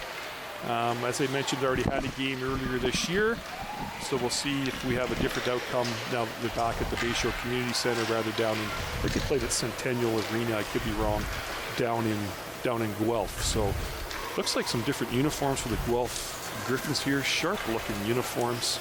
It's always nice to see the visiting teams and what uniforms they come in with. Gord? Well, yeah, and some of the ones that come in with, you wonder why they would ever design them like that. So teams are going to line up here before the game starts. We'll see what happens here. So this Owen Sound team, talk a little bit more about the Owen. I shouldn't say we'll see what happens here. I don't mean that during the handshake that something's going to go sideways, sorry. So talk a little bit about this Owen Sound team. They were recently up at the Midland tournament. Had a fairly successful weekend. They had no wins, 2 losses, and a tie in the round robin. Went to the B side for the playoffs and lost a tight game to Midland. It looks like 4-3 in the semifinals. Once again, off to a good start here in the Harrison Division this year. 6 wins, no losses. Certainly filling the net. 51 goals for and only 11 against. So they're kind of, I guess, starting this season right where they left off last year, Gordon. We had a chance to see them during their playoffs. So it seems that the Guelph Griffins, the Griffin are using the old name, which are coming out of Guelph, and of course the university has Griffins too. So, but Guelph Storm is not is the junior A club. Yeah, and it's you see Owen Sound, of course they use the they keep the name from the junior team, the OHL team. So surprised the other centers don't do that, or all the other centers don't do that. Especially with OHL teams, yeah. Exactly. It's kind of cool that the kids do it anyway. We're on our way here, obviously, and Sidetrack a little bit. Owen Sound has the puck. There's a little backhand shot. That goaltender is number 1, Jace Wells, and he's made 2 big stops right earlier in this game. And he's going to be peppered this afternoon if you're talking about offense, because this U11 team can shoot the puck. That's one thing Coach Salazzo was saying to me, that the players are certainly focused this year. A lot more focused during the game, listening to the coaches. Great attention at practice. And it's leading to a better compete level for them. That's what you kind of want. But you also want the kids to learn. There's another stop. That's a great play. Down along the half wall there. Winger throws it across to the front of the net.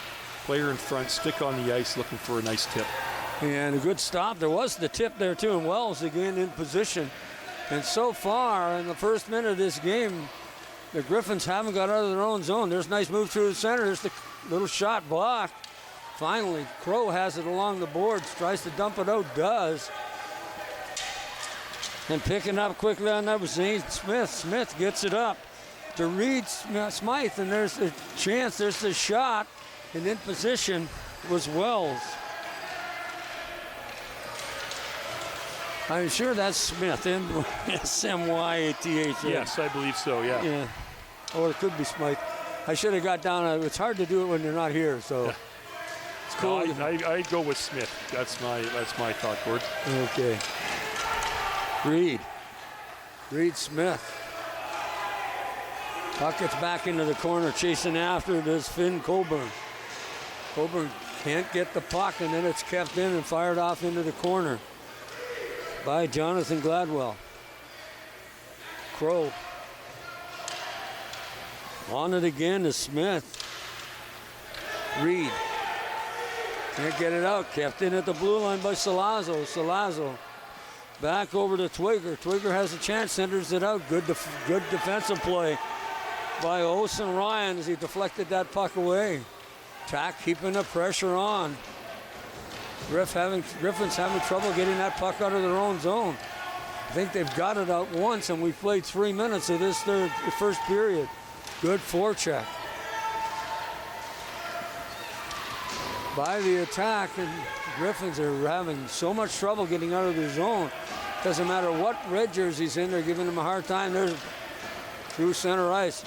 Cross this side to Coburn. Coburn into the slot area. Gives it off to Blastora. And that puck didn't get through. Blastora again, a little back pass into the corner.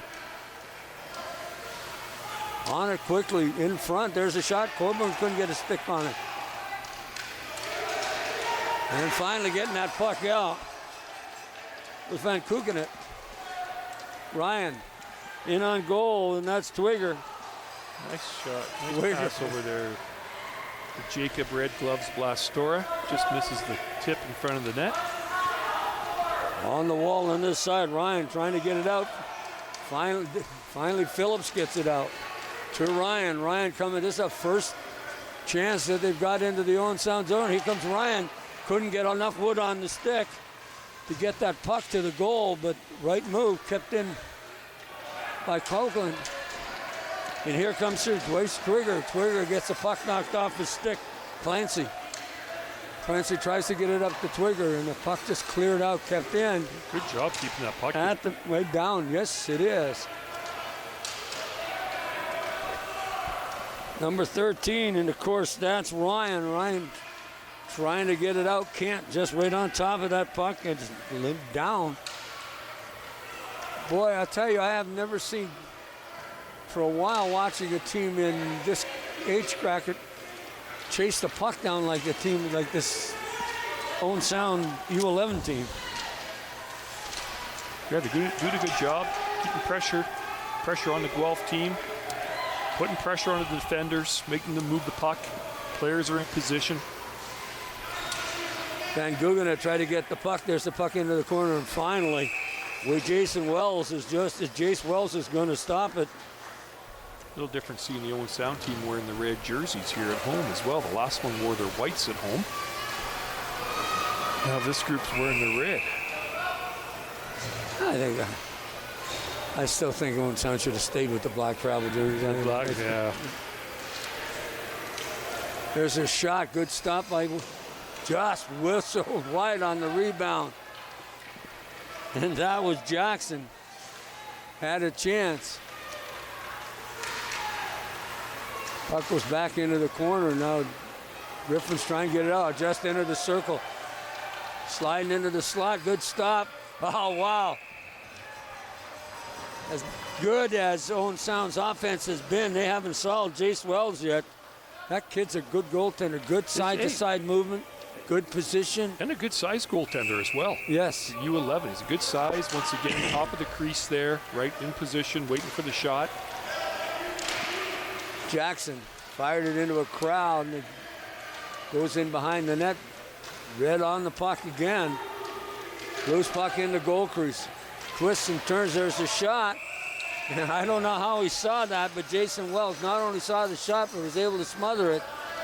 And boy, I'm telling you, if you want to take a percentage of ice time at one end or the other, the Owen Sound Junior attack have outplayed the Griffins unbelievably. I think they've been in that zone for about 5.5 minutes of the 6 minutes we played. Puck in behind the net, trying to center it out. Does get it out. There's the shot. How did Wells get that one? Yeah. Blastora out there in the slot. Quick shot, quick release. Beautiful play to set it up, comes from behind the net. Absolutely. That was, didn't quite get the number of the player. But still was able to get it out to Blastora. Oh, we're getting a penalty there off the face-off here. Interference, so. That's it. Yeah, we talked about the Owen Sound right now. I touched on it there before the start of the game, Gorgeous. They're kind of caught in that, the competition's maybe a little too much for them right now in the Smith division. So they moved them down to the Harris division. And as we noticed there, 6-0, scoring a lot of goals. They're maybe just a little too good for this Harrison division. So it'll be interesting to see what happens throughout the year. As I mentioned, Coach Salazzo has a goal. He wants to get the kids back into the Smith division. And if that doesn't happen during the regular season here, the second half of the regular season, I would imagine you probably see that when they get into the playoffs and play downs, they move them back into that division. Why? How can you move it back and forth? Well, I believe last year, and one of the coaches for the Owen Sound team can correct me, that's what they did with the group last year here. They're having a tough time, tough competition. Maybe they were short a few players, and they moved them down. Oh, another save by Jace Wells. Playing great. Back to the blue line. Salazzo. There's a shot. It's just wide. Tried to wrap around. Loose puck in the goal crease. Can't get out. Attack, all kinds of pressure. Trying to clear it out was number 7, and that's William Nadelin. Oh, nope, kept it in. Good. I like to see them using the defenseman here. Good job by Blastor there to use the defenseman. You're on the power play.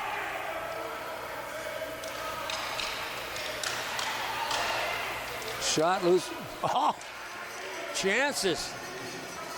Coburn had a chance to put it away in a wide open cage. Couldn't do it. Loose puck in the slot. They're gained. Jason Wells is just unreal. He's lights out so far. Another shot. Wells gets saved. Finally. Yep. Yep. Oh, referee said goaltender put his hand on it. Good for him. Geez, that's been 6.5 minutes of steady pressure by Owen Sound on Guelph, and Jace Wells doing a fantastic job. Oh, gosh, he's the player of the game. We haven't got to the 7 minute yet.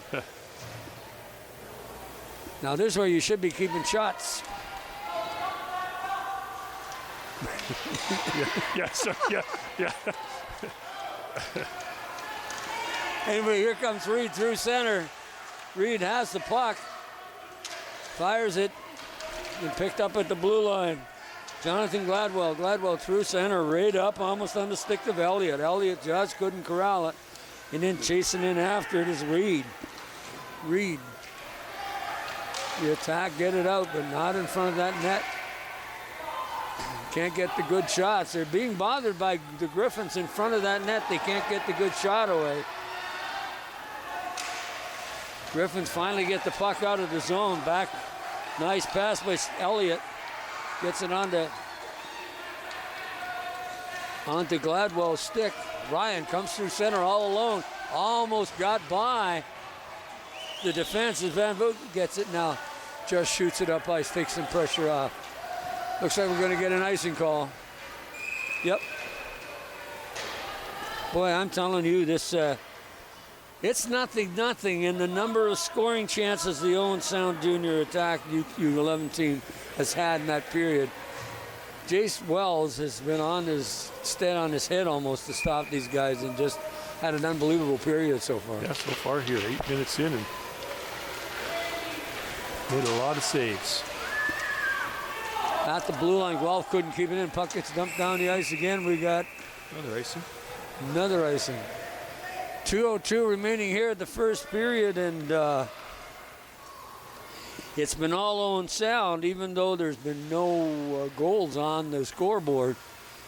And that's because of some very stellar play by Jace Wells, who's just been unbelievable in his own goal. Nice win by the Guelph center. Madeline just loses the I puck. think we're going to have another icing here. Yes. 3 in a row, and but again, too, they're trying to headman that puck. They're trying to get the winger, and they're trying to do the right thing. They're just not putting it on the tape. Too far ahead of them, exactly. Yeah. Sometimes you can get mad at the for icing, but other times you get it's just the just missing that pass. There's a shot on goal. It's probably, I think, the first one. Might be the first one. Nice leg save. That Maloney, actually, it's Jack Harris is playing. Oh, that was close. Almost offside there. There's a shot and off his stick. And Wells again keeps the puck out of his goal. 1 minute and 30 seconds remaining here in the first period between the Guelph Griffins and the Owen Sound Junior Attack. Both under 11, U11 as they call it. Back to Blastore. He couldn't get a shot on, or Salazzo, pardon me. Salazzo couldn't get it through. He has it again. He's going to shoot. It's going to be offside. They'll clear up. Way to go.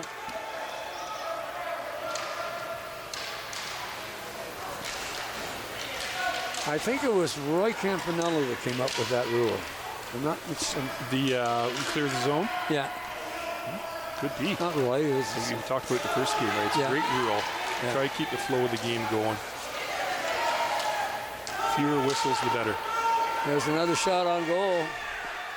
Maloney or Harris just make sure of it.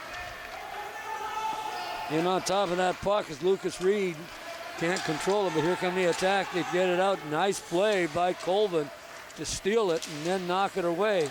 Crow just stepped out of the box, and he just gets hammered. Man, there's going to be a call on that. Was a nice body check, except they don't do that. I missed that. I wasn't looking over the edge of the broadcast booth or gondola far enough to see that play here. Oh, that was a good hit. that would have been... Notice somebody's keeping track for us here. Oh. And maybe Mark pointed that out to us, but 18-3 of the shots for Owen Sound. Well, who's keeping track of the shots? I don't know, but I want to thank them. Yeah, me too. Takes the pressure off of me. Yeah. Because I haven't been doing a very good job. That's all right, because they're trying to kill the penalty here. Goaltender would have been far better off to hang on to it and not let it go to the corner, because quickly after it, it's Clancy, and Clancy along the wall is Wellwood. Wellwood tried to get it out. Can't. Ryan, there goes the horn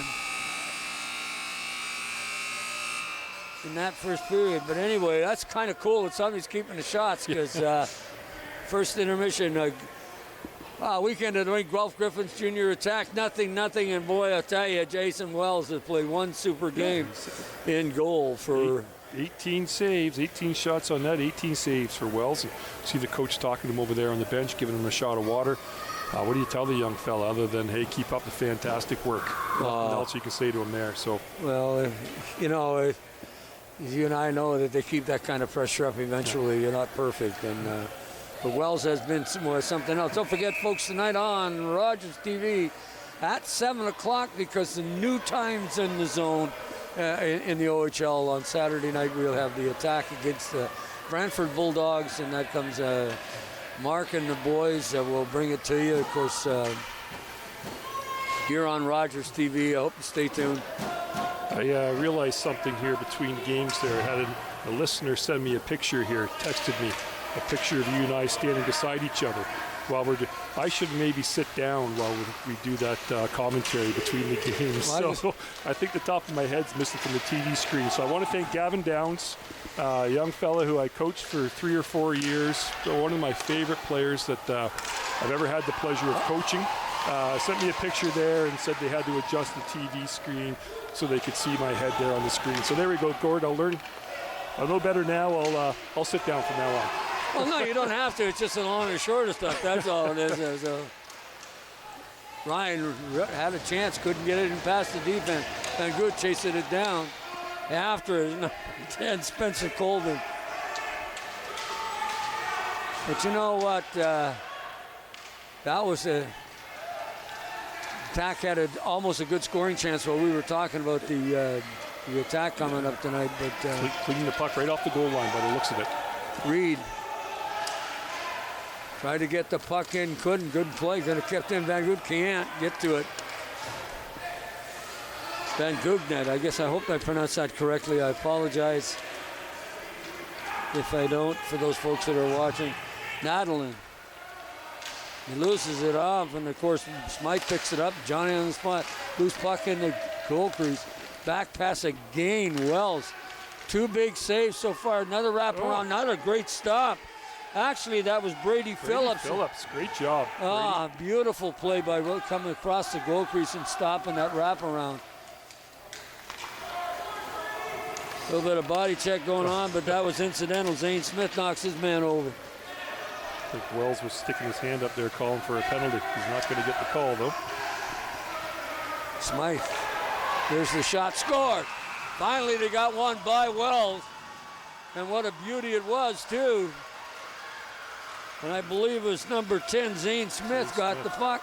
Put it upstairs. Good shot. Great shot. We're going to see it on a Rogers replay coming up on your screen in just a few seconds.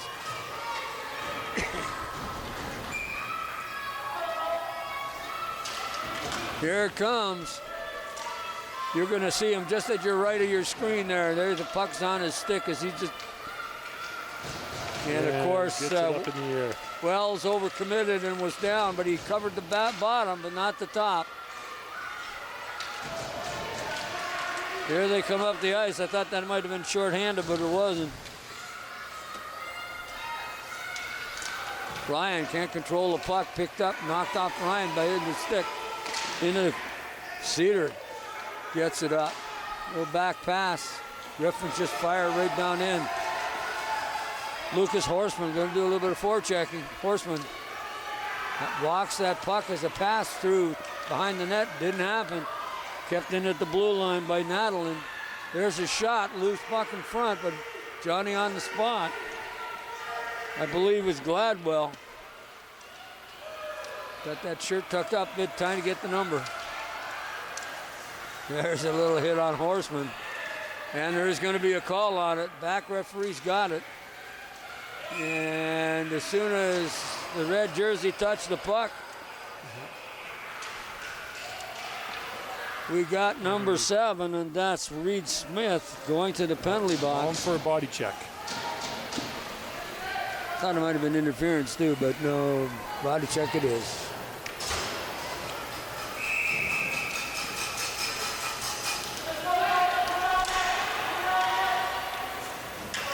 Back half the puck, going to bring it up the ice. Short-handed, got a chance coming down the right wing, and that's Jackson. Jackson just going to fire it wide, waste some time.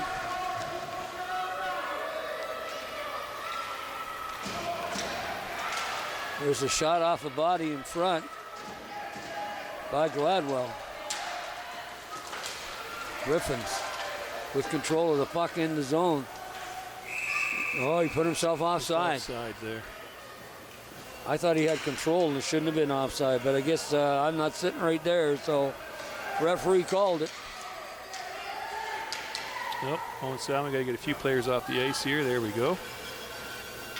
1:27 left in the power play. Coach Lazo gets the second PK unit out there. Harrison Crow along the boards gets it in to Salazzo. Salazzo in behind his own goal. Turns around, stops. There's a shot. Another one on goal. Fan on it. Loose puck. Salazzo again on it. He fires it out the other side. Changes up. Oh, there's a pass right on the tape to Coburn. Coburn gets into the crease. There's the shot. Oh, good shot, high, but just above the crossbar. Nice wrist shot by Finn there. Finn Coburn had a great opportunity.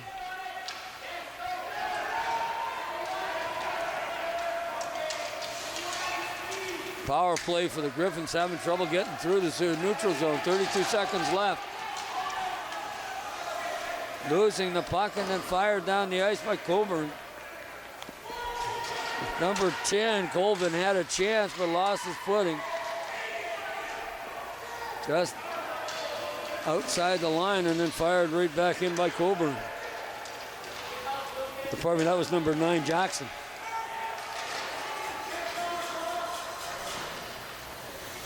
Puck along the wall, inside the blue line. Finally got out by Reed. Reed has a chance, couldn't get it through the stick of John Shute. Shute finally gets the loose puck. Gets it up outside the blue line and just missing it was Owen Elliott, and he would have been home to the... Finally, Harris, who hasn't been too busy in his last... No, he's made the saves that he had to, though, so far. That's about the 5th shot on net there. So shots on goal. Boy, that's a cool feature. I agree. First time in 15 years. Here we go. Down, that's the big number 7. There's a shot. Missed the net. Heard the post up here. Just a little wide. Just. Wide of the open net there. Deflection in front, knocked off into the corner. There again, it's off the iron. Back to the blue line. Kept in by Gladwell. Gladwell tries to set it up, and Reed Smith has another chance, but off a leg as it's knocked out and then outside the blue line. Phillips has it. Phillips carries it across the blue line. Nice move. Gets into the open. Phillips has a chance. And then he collides with trying to get through the zone. Loose puck in behind the net. And it's kicked out in front. That's a heads-up play. But to not, because nobody was there to get it except a red jersey. Kept in at the blue line by Ryan. Oh. Nice play by Nadaliner. He was gone, let me tell you. Along the boards with the puck. I'm not sure whether that should have penalty or not, but no call. We forget the fact that we're way up here and they're real close. Exactly. Yeah, it's easy for us. We're not down there amongst the action, right? Fast-paced game, even with kids this age, U11. We have the advantage of being up here, maybe seeing the television screen and some replays. Ethan Clancy had a chance, hit the side of the net. Back to the blue line. Gladwell takes a shot through a crowd, and it's loose in the goal crease. Then off a body in front. There's a shot just whistled wide by McCutcheon, because he had a chance. Puck comes back down the ice. Gladwell after it. Gladwell, far side. And not seeing the players come off the bench. Had trouble making the play off the boards as Griffin. The attack, get control. Coburn has somebody. There's just whistled that one wide. The scoring chances that Owen Sound have had and not being able to capitalize. Nope. Thought we were going to see too many men on the ice there. I thought so too for a moment. Players on the ice. Horseman couldn't control the pass. Picked up by Shute. Shute passes it up. Coming through the slot area. believe that's number 6, McCutcheon. McCutcheon can't get it out in front. Forechecking Smith. Oh, nice play by Salazzo just to slow down that puck. He lost his footing. It's number 13, Osen Orion. Orion on that puck is Colvin. Here come the attack again. It's going to be offside. If you're going to drag your skate. It's too far ahead there. Colburn, wow, he was dragging his skate knowing he was there, but. Oh, goaltender's got a bit of an equipment problem here, heading to the bench. So I always like to tell listeners out there, if you want to see one of these teams in action where you can see them next, kind of odd, but the Owen Sound team does not play until November the 4th. Basically 2 weeks from today. They'll be down in Oakville at 1:30 p.m. So 2 weeks off, lots of practices. And then November the 17th to the 19th, they're off to Collingwood to play in the A Silver Stick over there. Now, if you're listening and you'd like to follow the U11 Guelph Griffins around, you can catch them tomorrow at home. Wednesday. Wednesday at home, 7 p.m. against Halton Hills. Time for that? You got a time? Is that in the evening? 7 p.m. in the evening, Wednesday. This coming Wednesday against Halton Hills. So if you're out there listening, you want to get out to see these Guelph Griffins who are having a good game today, see one heck of a goaltender, go see them Wednesday night at 7 o'clock in Guelph. Nice play by Reed Smith. Smith takes a shot, just whistled that one wide. But Jason Wells had that covered. That would never have got through. You know, they're trying to pick the corners because this kid's made. And he tried to dipsy doodle one too many times, Smith.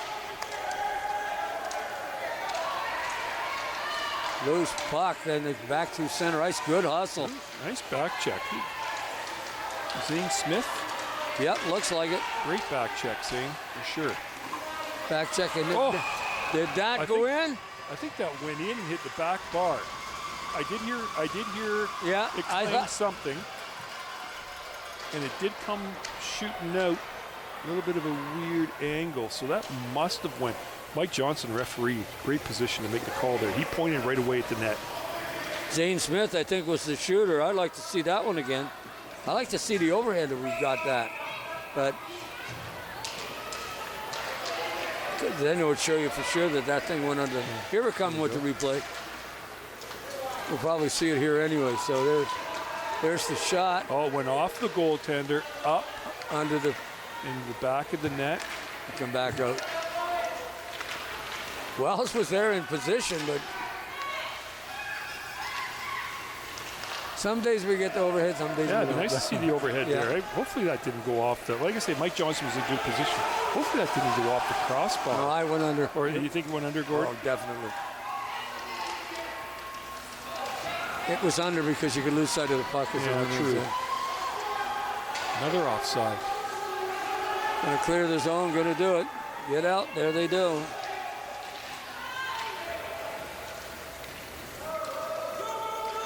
It's not going to go the length of the ice, but chasing after it, of course, is Gladwell. Gladwell has it on his stick. Up along the boards to the net, good play. Classic breakout. In on goal is Liam down and down. Ends up going down. He loses his footing after taking the shot that was just off the goal. Attack with the puck again, right in behind the net looking for the wraparound. Not there. Gets it back to the point, use those points. Should have used the other, come across the other side, but didn't. Of course, that was number 9, Jackson, that kept it in, and puck fired down the ice. 2-0, 3:43 remaining in the second period. We're getting an icing call and the puck down the ice. So that was it went under the crossbar. Yeah. I'm pretty sure it did. Great shot either way by Zane Smith there. Great wrist shot. Once again, mentioned it a couple times today. These U10 and U11 kids, both games, there's some kids with some great wrist shots. Well, I attribute that to out in the driveway, and the kids teach themselves more to shoot than maybe a tip from a coach or something like that. But a lot of the kids are just out shooting in the driveway. Pucks. We're dodging kids on archery. There's a goal. Nice wraparound play. And Reed Smith has finally been rewarded for all of the forechecking and the try to control the puck in the zone. And you're going to see him come around in behind the net here on the Rogers replay. Puck goes off in the corner, and they're just good hustle.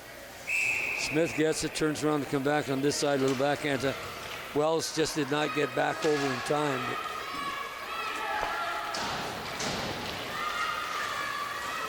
And again, Jason Wells makes a good save. He might end up with 40 saves here the way we're going. Well, right now the shots on goal are 25-4, and he has, given up 3 goals, but that sure isn't indicative of how good this kid has played. Not.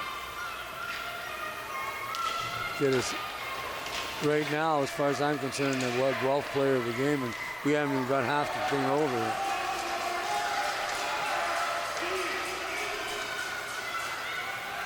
But without being too overly critical, the attack team is a much better skating team than the Griffins. And they're getting to the puck a little quicker and a little faster.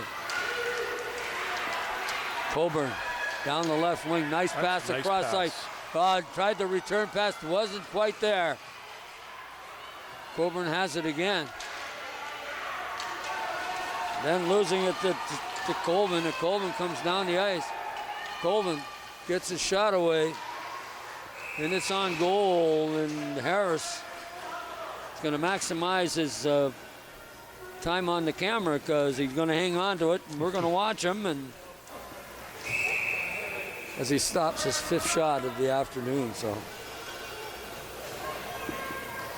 17-3 the last time these teams played, as we talked about earlier on. So goaltending certainly. We don't know how many shots they had down in Guelph there a few weeks ago, but goaltending certainly a difference right now for Guelph. And you know what? Coach got to be happy. 3-0 game against the first place team in the league right now. Gotta be. Owen Sound with 6 wins is leading in first place, if I'm not mistaken. Correct. And going to pick up their. What do they got going into the box here? Not too excited about the call. Is that McCutcheon? Yeah, I think. Offsetting. Offsetting penalties. Both of them slashing, I think. McCutcheon and Ryan going. 4-on-4 hockey for the first time this afternoon, at least for 1:54 of the first period, of the second period. So Owen Sound leading 3-0. Time winding down in the second. Now minor hockey always plays 5-on-5.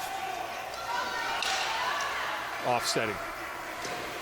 Yeah, I know. I don't like that. I love the open ice at 4-on-4 and 3-on-3. That's why I love overtime with 3-on-3. Oh, you know what? Teams have learned to adapt to that 3-on-3, and of course, they find ways to change it. I wish they'd add a couple more minutes to the 3-on-3, put a couple of rules in about, that over and back and ragging the puck around, but I love, 3-on-3 hockey. A little bit of razzle-dazzle going on in that circle by Ethan Clancy, but couldn't get the puck in on net. Chasing after it, Ryan has it. Tried to get it out to the blue line. Salazzo keeps it in. Salazzo got it off. Then he chops it off the boards at a nice play. There's a shot right on goal, and Wells is down in the spot. 3-on-3 hockey, it's a possession game. You cannot give the puck up and because it just opens up things, and I love it better than the shootout. In fact, I would like to see the time go longer and throw the shootout the window. Because if they went a 7 or 8 minute play period, somebody's going to score. I agree. And it should be decided on the ice, not by skill. Skill with the puck against the goaltender, and it all depends on the goalie, and I think that's wrong. This is a team game. Another shot stopped by Wells. Exactly.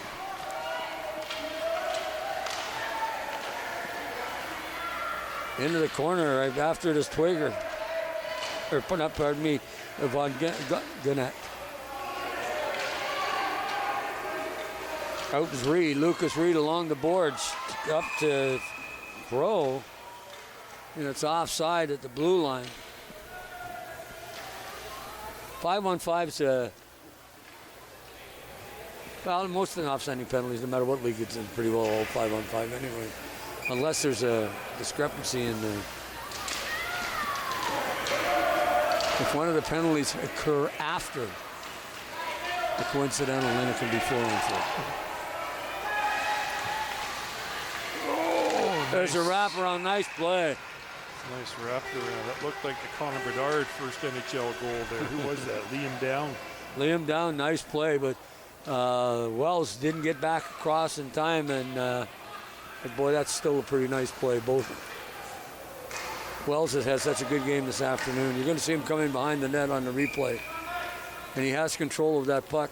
Yeah, Wells doesn't move in time. And both defensemen, right? Both defensemen went to the one side of the net there, trying to take the puck carrier. Nobody came around to meet him. And that's 2 periods of hockey, and that's the first time I've seen Wells make a mistake in his goal crease. Yep. And which is he and the defenseman there. Yeah, he's played so well, but the goals that were scored were not his fault. But that was the first time I've seen him in it. He didn't move like he normally has gone across. He's got great lateral movement and that was one that he, I think, went to sleep on. So, but nobody's perfect. 4-0 here. The junior attack over the Guelph Griffins here at Rogers. On Rogers Community Television here, and we're just thrilled to bring you the games here this afternoon. Ken Reed, Gord Chapman bringing it to you, and we hope you're enjoying us. Thank you for inviting us into your living rooms, and I know for a fact a lot of people watch us because I didn't think so at first, but there's tons. Some else too. People are streaming this game. If you're streaming it from down in the Guelph area, welcome aboard, and modern technology has allowed us to do that. So grandparents that are there watching the game. And of course, if you can't catch it live, you can go onto the Rogers website. I think it's after 24 hours, maybe it's 48 hours. The game's posted there, so you can. It was always a great tool. I love getting a copy of the game or going online and watching the game with the coaching staff. A great tool, right? Always great to show the kids what their positioning is like, and you're trying to explain something to them. You can go right to that live video from the game and show them. Yeah, I know, but when the coach is using it as a teaching tool, they turn us off, and I don't think that's fair. Right. So.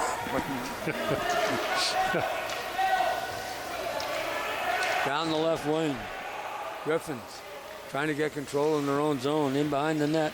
Reed Smith. Smith tried to dump it back out in front. Puck is in the corner. Attack on it again. That's Colburn. Colburn gets control of it, gets it right out into the slot. There's the shot, and it's off a body in front, into the corner, picked up by Colvin. Colvin tried to get it up to Ryan, and Ryan could. There's a shot that's going to be just down the ice. I think it's going to be icing again, too. Yep, absolutely.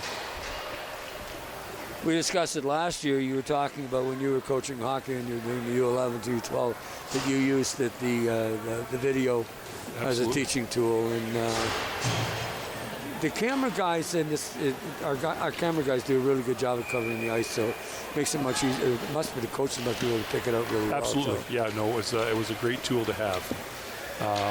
Back in the day, you'd get a copy made or something like that on a disc, and now, of course, you can just, as I mentioned, go on the Rogers website, local website, and view the game. So it was always a good tool. You're on the bus, you're on the coach bus, heading to the next game, and the following weekend you can put the video of the previous game on and show all the kids. And they love hearing their names. They love seeing themselves on television. One of the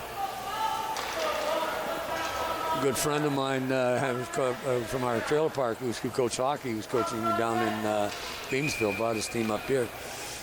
And I got a copy from him. They watched it going back on the bus. Yeah, absolutely. He was telling me about it. He said they enjoyed it, but he also used it as a teaching tool too. He said the same thing. So, and I said I would try and get you a copy of the game, and I did before they were going down. Put it on the bus. Had a good time going back watching it. Attack again, good. Wells again. Johnny on the spot. covering that. Attack up 3-0. I thought it was 4. Yeah, 4-0 here on the Rogers screen. I think maybe just down in the timekeeper, scorekeeper down there. Back to the blue line, Salazzo. Salazzo couldn't keep it in. Phillips chasing up the ice. Salazzo cut him off. Phillips has split the D. Had trouble with a loose puck in underneath him. Not sure where it is. It's a good job by John Shute there, number 14, Owen Sound. Chasing him down. Great back check. And here goes Shute now. Along the boards, John Shute gets it inside. And he's knocked down and heading to the... Thought for sure he was going to... Comes back to Salazzo. He keeps it in at the point. Shot off into the corner. Chasing after the Venganet. And knocked up the boards by Hudson Venganet. Phillips trying to chase it down. Gets to it. Phillips, nice little move to the inside. And he just fires it wide. Harris is just ready for him. No help, though. Back in front into the slot. The puck goes out along the boards and picked up by Ethan Clancy. Clancy just dumps it down the ice, chasing it off. It's Hudson Venganet. He's going to get to it. And he slides it out. Underwood. Jax Underwood. He had a chance going down that left wing, but then was turned aside. And this looks, no, they're going to call it off. No icing. Into the corner after it is Lucas Reed. Reed, cross ice pass. As Bullybank tried to just tip it out over to the breaking winger, but couldn't get it through. Attack again on that puck coming into the slot area. Griffin's trying to get it out. Barely got it out as it just went under the stick of Jace Twigger. Chasing after is number 7, and that's Nadlin. And Nadlin left it out in front. That's big number 8, that's Blestora. He's had a couple of chances to score today. And there's Wells again, squeezing that puck and getting the face-off. Usually I mark down who's been scoring the goals, but I think Blestora has one. And I misplaced my pen, that's why I've been doing it. Well, the shots have slowing down here a little bit. I was predicting 40 saves here possibly for Wells, but 10 minutes left. Well, 30 shots on net, so yeah, probably not going to get there. We'll see what Owen Sound brings. Ryan trying to get by John Shute. Shute made a nice play to get that puck off the stick. Phillips tried to keep it in, couldn't. Then Colvin gave it up to Jace Twigger. Twigger coming in on goal, takes a shot right into the glove of Wells. Wells didn't have to do much with that one. I think he just had the glove down by his side and ended up with a puck in it. So. The attack changing up all the way around. Need one more. Oh, there he comes. He's there.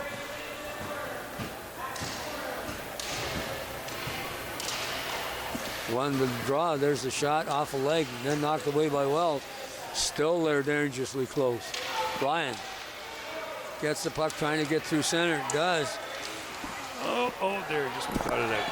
Phillips lost it. Well, they're going to get a penalty for that there. Who's that? Number 10 there. I think Zane Smith's going to the box for body contact. Yeah, it's body contact. They're heading to the bench. Well, I don't know about you, but I'm going to be back here tonight at 7 o'clock to watch the attack live. But you can see the attack live on Rogers TV at 7 o'clock tonight. Mark will bring you the game and play-by-play, and I'm not sure who's doing the color with him now. But Andy did it last week, so Andy Clark. So, but doubleheader this weekend, right? I believe, right? Yeah, 2 o'clock tomorrow as well. Yeah, I'm here for that too. We got the tickets for that one, so we have our season's tickets. We split with another couple, and they're away in Kitchener this weekend, so we get both games. They're getting both. Did they catch the game then last night in Kitchener? No, unfortunately they're down for a family issue, and it's. Yeah, we renewed our seats again this year. Looking forward to a great season of Owen Sound attack hockey, that's for sure. And folks, most of the games will be on Rogers TV. So I was disappointed we didn't get the game from the Sioux, and I think it was the Sioux, and they had the 4-0 shutout. That was a big win. Big win for the attack. Yeah.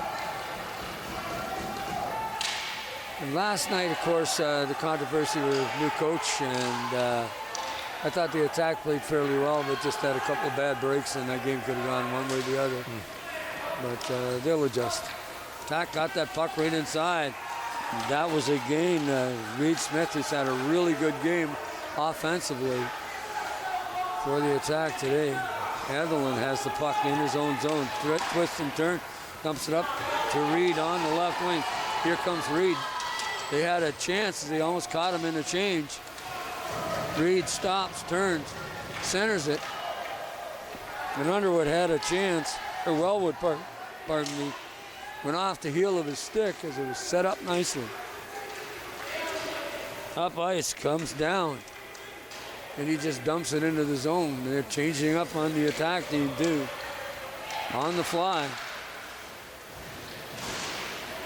Hockey and lacrosse are one of the two sports that you can change while the play's still in play. Everything. Oh, there. That was a tough one. Wow. That's the 5th goal. Short-handed goal. Yeah, those are ones that are tough. That lean down. I think Down got it. I'm going to watch the replay. Just a little bit of a fluky one here.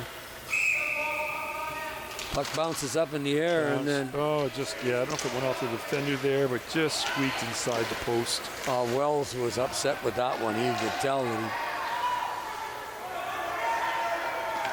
he put his hand right on top of his head as if...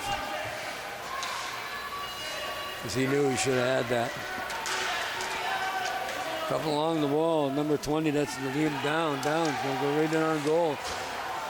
Nice play by Colvin as he got in the way on that to knock the puck away and knock the player off the puck too.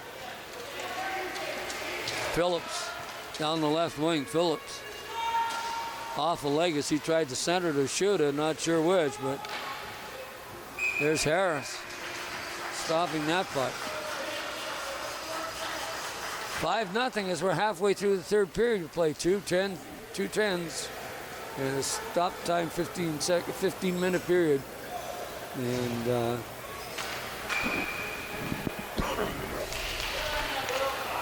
nice face-off win by Reed as he got the puck over to the winger, and he didn't quite get it on the goal, but that's what you want to do when you're in that zone.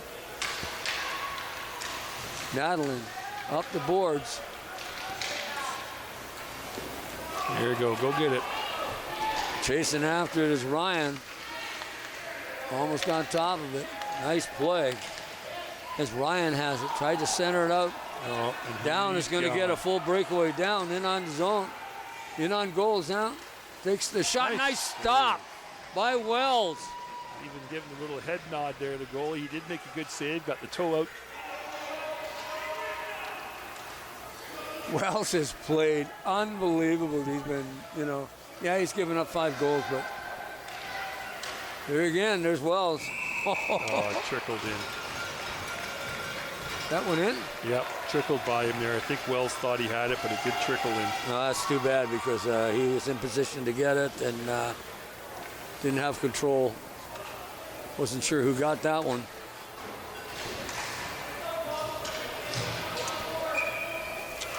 $6-0, a little over 6 minutes to go here. Yeah, it's up and over the pad there, and Wells reaches back, but not quick enough. What I like about that goaltender, he's very aware of where he is and between the pipes, and he's now we're getting the stop and play. Is going to be another penalty. Tripping. Number 21, and that's Brady Phillips. Of course, he disagrees, shaking the head there. Well, Phillips has been one of the better players on the golf. Yeah, no, we've mentioned his name a few times. He's had a good game. Getting the gloves off there in the penalty box. We have the camera in the penalty box here in Owen Sound, so getting the gloves off, dry them a little bit. Puck comes back to the blue line, tack on the power play. Van Gennett in the corner, gets knocked down, comes back out to Salazzo. Pardon me, that's number 16. 17. Van Cedar at the point. Yeah, some of these numbers are hard to see up there. I find some of the Owen Sound jerseys, numbers are small on the back. Numbers are small, but they're also tucked in and black Yeah. on the red. And I remember going to your dressing room and asking your kids not to untuck them. yes, I do remember that. Yeah. And because we can't read your numbers because it didn't matter. No, kids they're set in their ways and they have their superstitions. And sometimes I don't like to call it a superstition. I like to call it being consistent. No, it's a superstition. You had them, I had them. Yeah, yeah, I know. I had the kids were after me all the time about a couple of things. I told them, no, I'm just being consistent. Yeah. Attack with the puck at center ice. Salazzo, or Twigger, pardon me, takes it over the blue line. Twigger just looked like he was going after a field goal on that shot. It was over the bar and good. Maybe offside. Yeah. Couldn't get back. Like last door, just a little eager to get across the blue line there. Well, they gave him a break in a play, change up players, and still killing off the penalty, of course, is Guelph. The Griffins are behind 6-0. But I'll tell you, that goaltender of theirs has just been lights out, and you're looking at 34 shots, and a lot of them have been really tough saves. You can see up on the board here, the last attack game, the Owen Sound attack game, the OHL team, the attack only had 31 shots on net. Yeah, they still leave that up there, don't they? Yeah, it's funny how that doesn't get cleared. But anyways. Face off deep to the left of Jack Harris.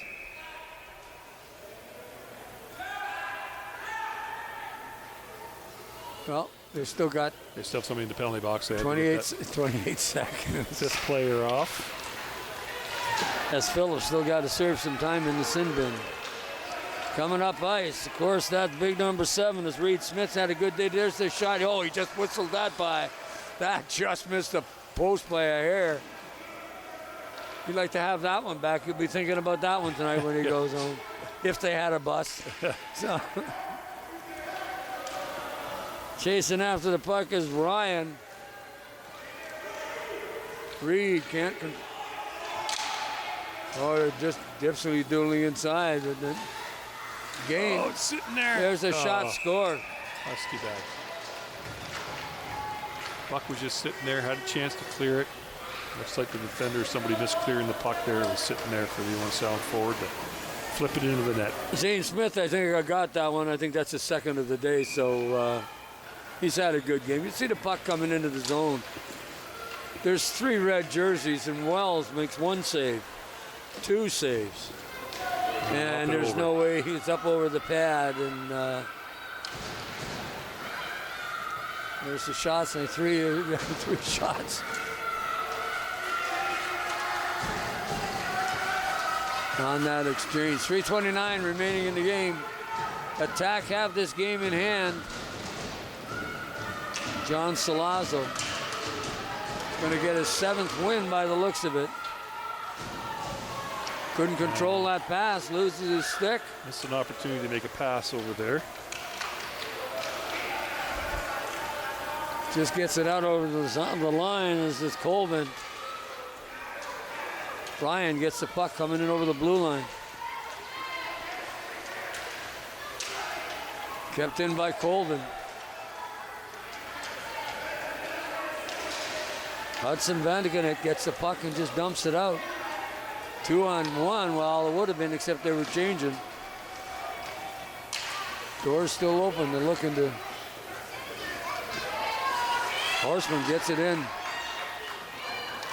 Oh, it's right. They're going There to break we the go. shutout. 2 minutes and 31 seconds left.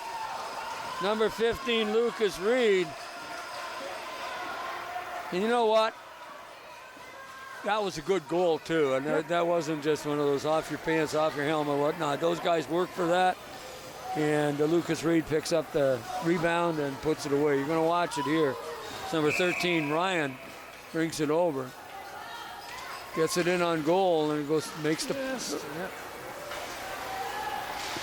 Gets the shot on goal, Reed's and in then. the right spot at the right time. Yep, and then the rebound. That's what it's all about. You get that. There was a 2-on-1. Hey. And it worked. Attack again. Twigger losing his footing as he heads up, trying to hit into the zone. Puck comes back out. Phillips tried to clear it out. Kept in by Blastora, and he does. Nice little pass into Cedar. Back out in front. There's that shot. Wells again. Johnny on the spot makes a good stop. And then I love that. Set up Jace Twigger right in the slot there to let the one-timer go. yeah. Good for them. I was kind of watching what was happening below me. I thought there was going to be a penalty as number 55 got knocked off his feet. That was Crow. And coming back down, Jace Twigger. Twigger again. Little backhand shot. You're not going to get that kind of by Jace Wells. No, you know what? He maybe had a chance there to slide the puck out. I think it was Blastora out there. Nobody on Blastora. Stick on the ice. Rather than that little backhand from the goal line there. Probably would have been better off. Slide it out front. Let Blastora take the shot, but 7-1. I guess maybe that's the time that you try a couple little different things here and there. But There's a shot off a leg in front of the net. Coming back out to the blue line. But kept in. Puck is in behind the net. And that's McCutcheon. He turns with it. Coming back out to the blue line. Nice play, but Reed's got 2-on-1 if he can get by. let's see who that is. Is that Gladwell maybe? Yep. The 15. Oh, the defenseman is Gladwell. Yeah. Little back shot, backhand shot, and Oh, nice save. oh, Harris come out with two big stops in this exchange. Time running down. Guelph almost got another one to go home with. Here come the attack through 17, center. Almost had a chance to score there. Who was that? William Pullyblank right in front. Almost had a chance to put the second one by Harris. Ooh. Boy, he went into the board's funny back funny there. there, He's didn't okay. Yeah. I always hate those board meetings because you never know what's gonna. You know. There's a shot. Harris makes the save, and there goes the horn, and the Guelph Griffins go down to the junior attack with a pretty sharp offense, and they won 7-1 here this afternoon on Rogers TV. Weekend at the rink. First day we were on the air, and boy, we had two really good hockey games today, Ken. And so, are you going to sit down or what? Yeah, Gary, you know what? We'll put this out to the listener or the viewers. I'll sit on the edge of the table here. Oh man. Well, you know what? My kid's 6'4". He's got his grandfather's genes. Sure as heck don't have mine anyway. Well, like Gavin said there, Gavin Downs, when he messaged me there, he commented about having to adjust the view on the television so we could both fit in the screen. So there, I'm sitting down now here, so that's maybe a little bit better. Somebody you'll be familiar with, Gavin Downs, plays for King Carden, of course, GUC. So. Yeah, it's really and truly. Remember Gavin from last year, but I'll tell you, the whole thing is that the more I think about it, is that he should go buy a 55-inch screen. yeah, that's it. Yeah, Gav, that tablet, that tablet's not going to work. Television. That he's got, so a tablet. Anyway, great afternoon for a weekend at rink. We had two great games for our first time back at the rink this year. And Attack winning both games would be kind of cool if we want to sound like homers. But Guelph just really didn't have a lot to offer today, although they did get a goal towards the end of the game. But, man, this Jace Wells, this game should have been 18-1. Yeah, and I wonder, look back to that game I mentioned when they played on October the 8th and Owen Sound beat Guelph 17-3 in Guelph. Did the goaltending have an off game? Is this the goaltending that Guelph is used to? If that's the goaltending they're going to get all year, and this was against the number one team in the Harrison Division, Owen Sound, if Guelph's going to get that goaltending all year, they're going to win some hockey games.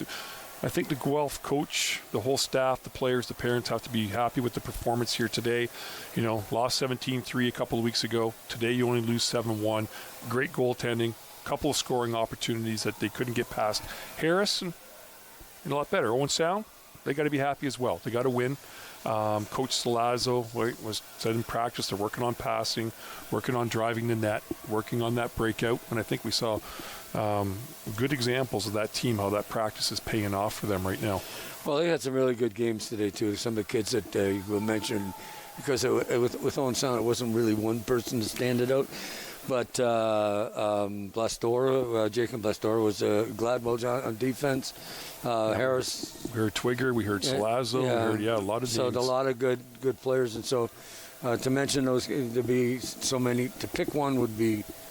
But I mean, these kids all contributed. Each line, all three lines. It was a really good team effort today. So the player of their game is the junior attack U11 team, because they all play well enough to be player of the game. And full marks to John Salazzo and his coach, bring the team in and then get them to play that well. Had a tough first period because they ran into a hot goaltender and managed to get control and slow things down, let them make the right play, and of course the goals started to come. Exactly. So we'll see what happens now. That team played a lot of games. They played 7 league games. They've had 4 or 5 tournament games, and now a little quirk in the schedule, as I mentioned. They're off for 2 weeks. So, how do you keep the kids sharp? How do you keep them in that game mode? So hopefully some, high-intensity practices, work on a few things that they've identified over the last week or so, and have the kids ready there on November the 4th when they go to Oakville. Say, I wonder if you want to say to the under 10 guys, do you want to come up and play us for a day in one of the practices? And then you've got some kind of competition. You got some competition going there, yeah. Just keep that in. Like I say, it's hard to keep that intensity up. So, especially I don't understand that being that much of a discrepancy between. Whether there's a big tournament going on next week and a lot of the tri-county teams, but you think somebody would be available to play. But yeah, a little quirk in the scheduling for sure. Well, it's unfortunate they have to wait a week to play a game, but. We should be back on the air pretty soon. Don't forget, folks, tonight, 7 o'clock, the Owen Sound Attack, of course, are playing the Brantford Bulldogs. And there's a lot of controversy about that because are they going to stay in Brantford or are they going to go back to Hamilton? But they are already here in the arena. I was sort of running by them as I was coming in, and somebody's on the change table or their exercise table. Somebody was on the bike. Kicking the soccer ball around and up here running around. So they're here early. They're here early, and they're all primed for tonight. And of course, our boys are primed for tonight too, for being on Rogers TV, 7 o'clock weekend, the weekend game, and of course tomorrow afternoon they're also playing here at the Bayshore at 2 o'clock. We'll be on television. So again, thank you so much, folks, for inviting us into your living rooms on a Saturday afternoon, or if you're going to pick us up at a later date on a recording or something, or you're streaming. Thanks so much for listening in and watching the kids play hockey, because we certainly do enjoy bringing it to you. On behalf of Ken Williams, I'm Gord Chapman. You folks have a great afternoon. This has been Weekend of the Rink on Rogers TV. Thank you, sir. Thanks, Gord.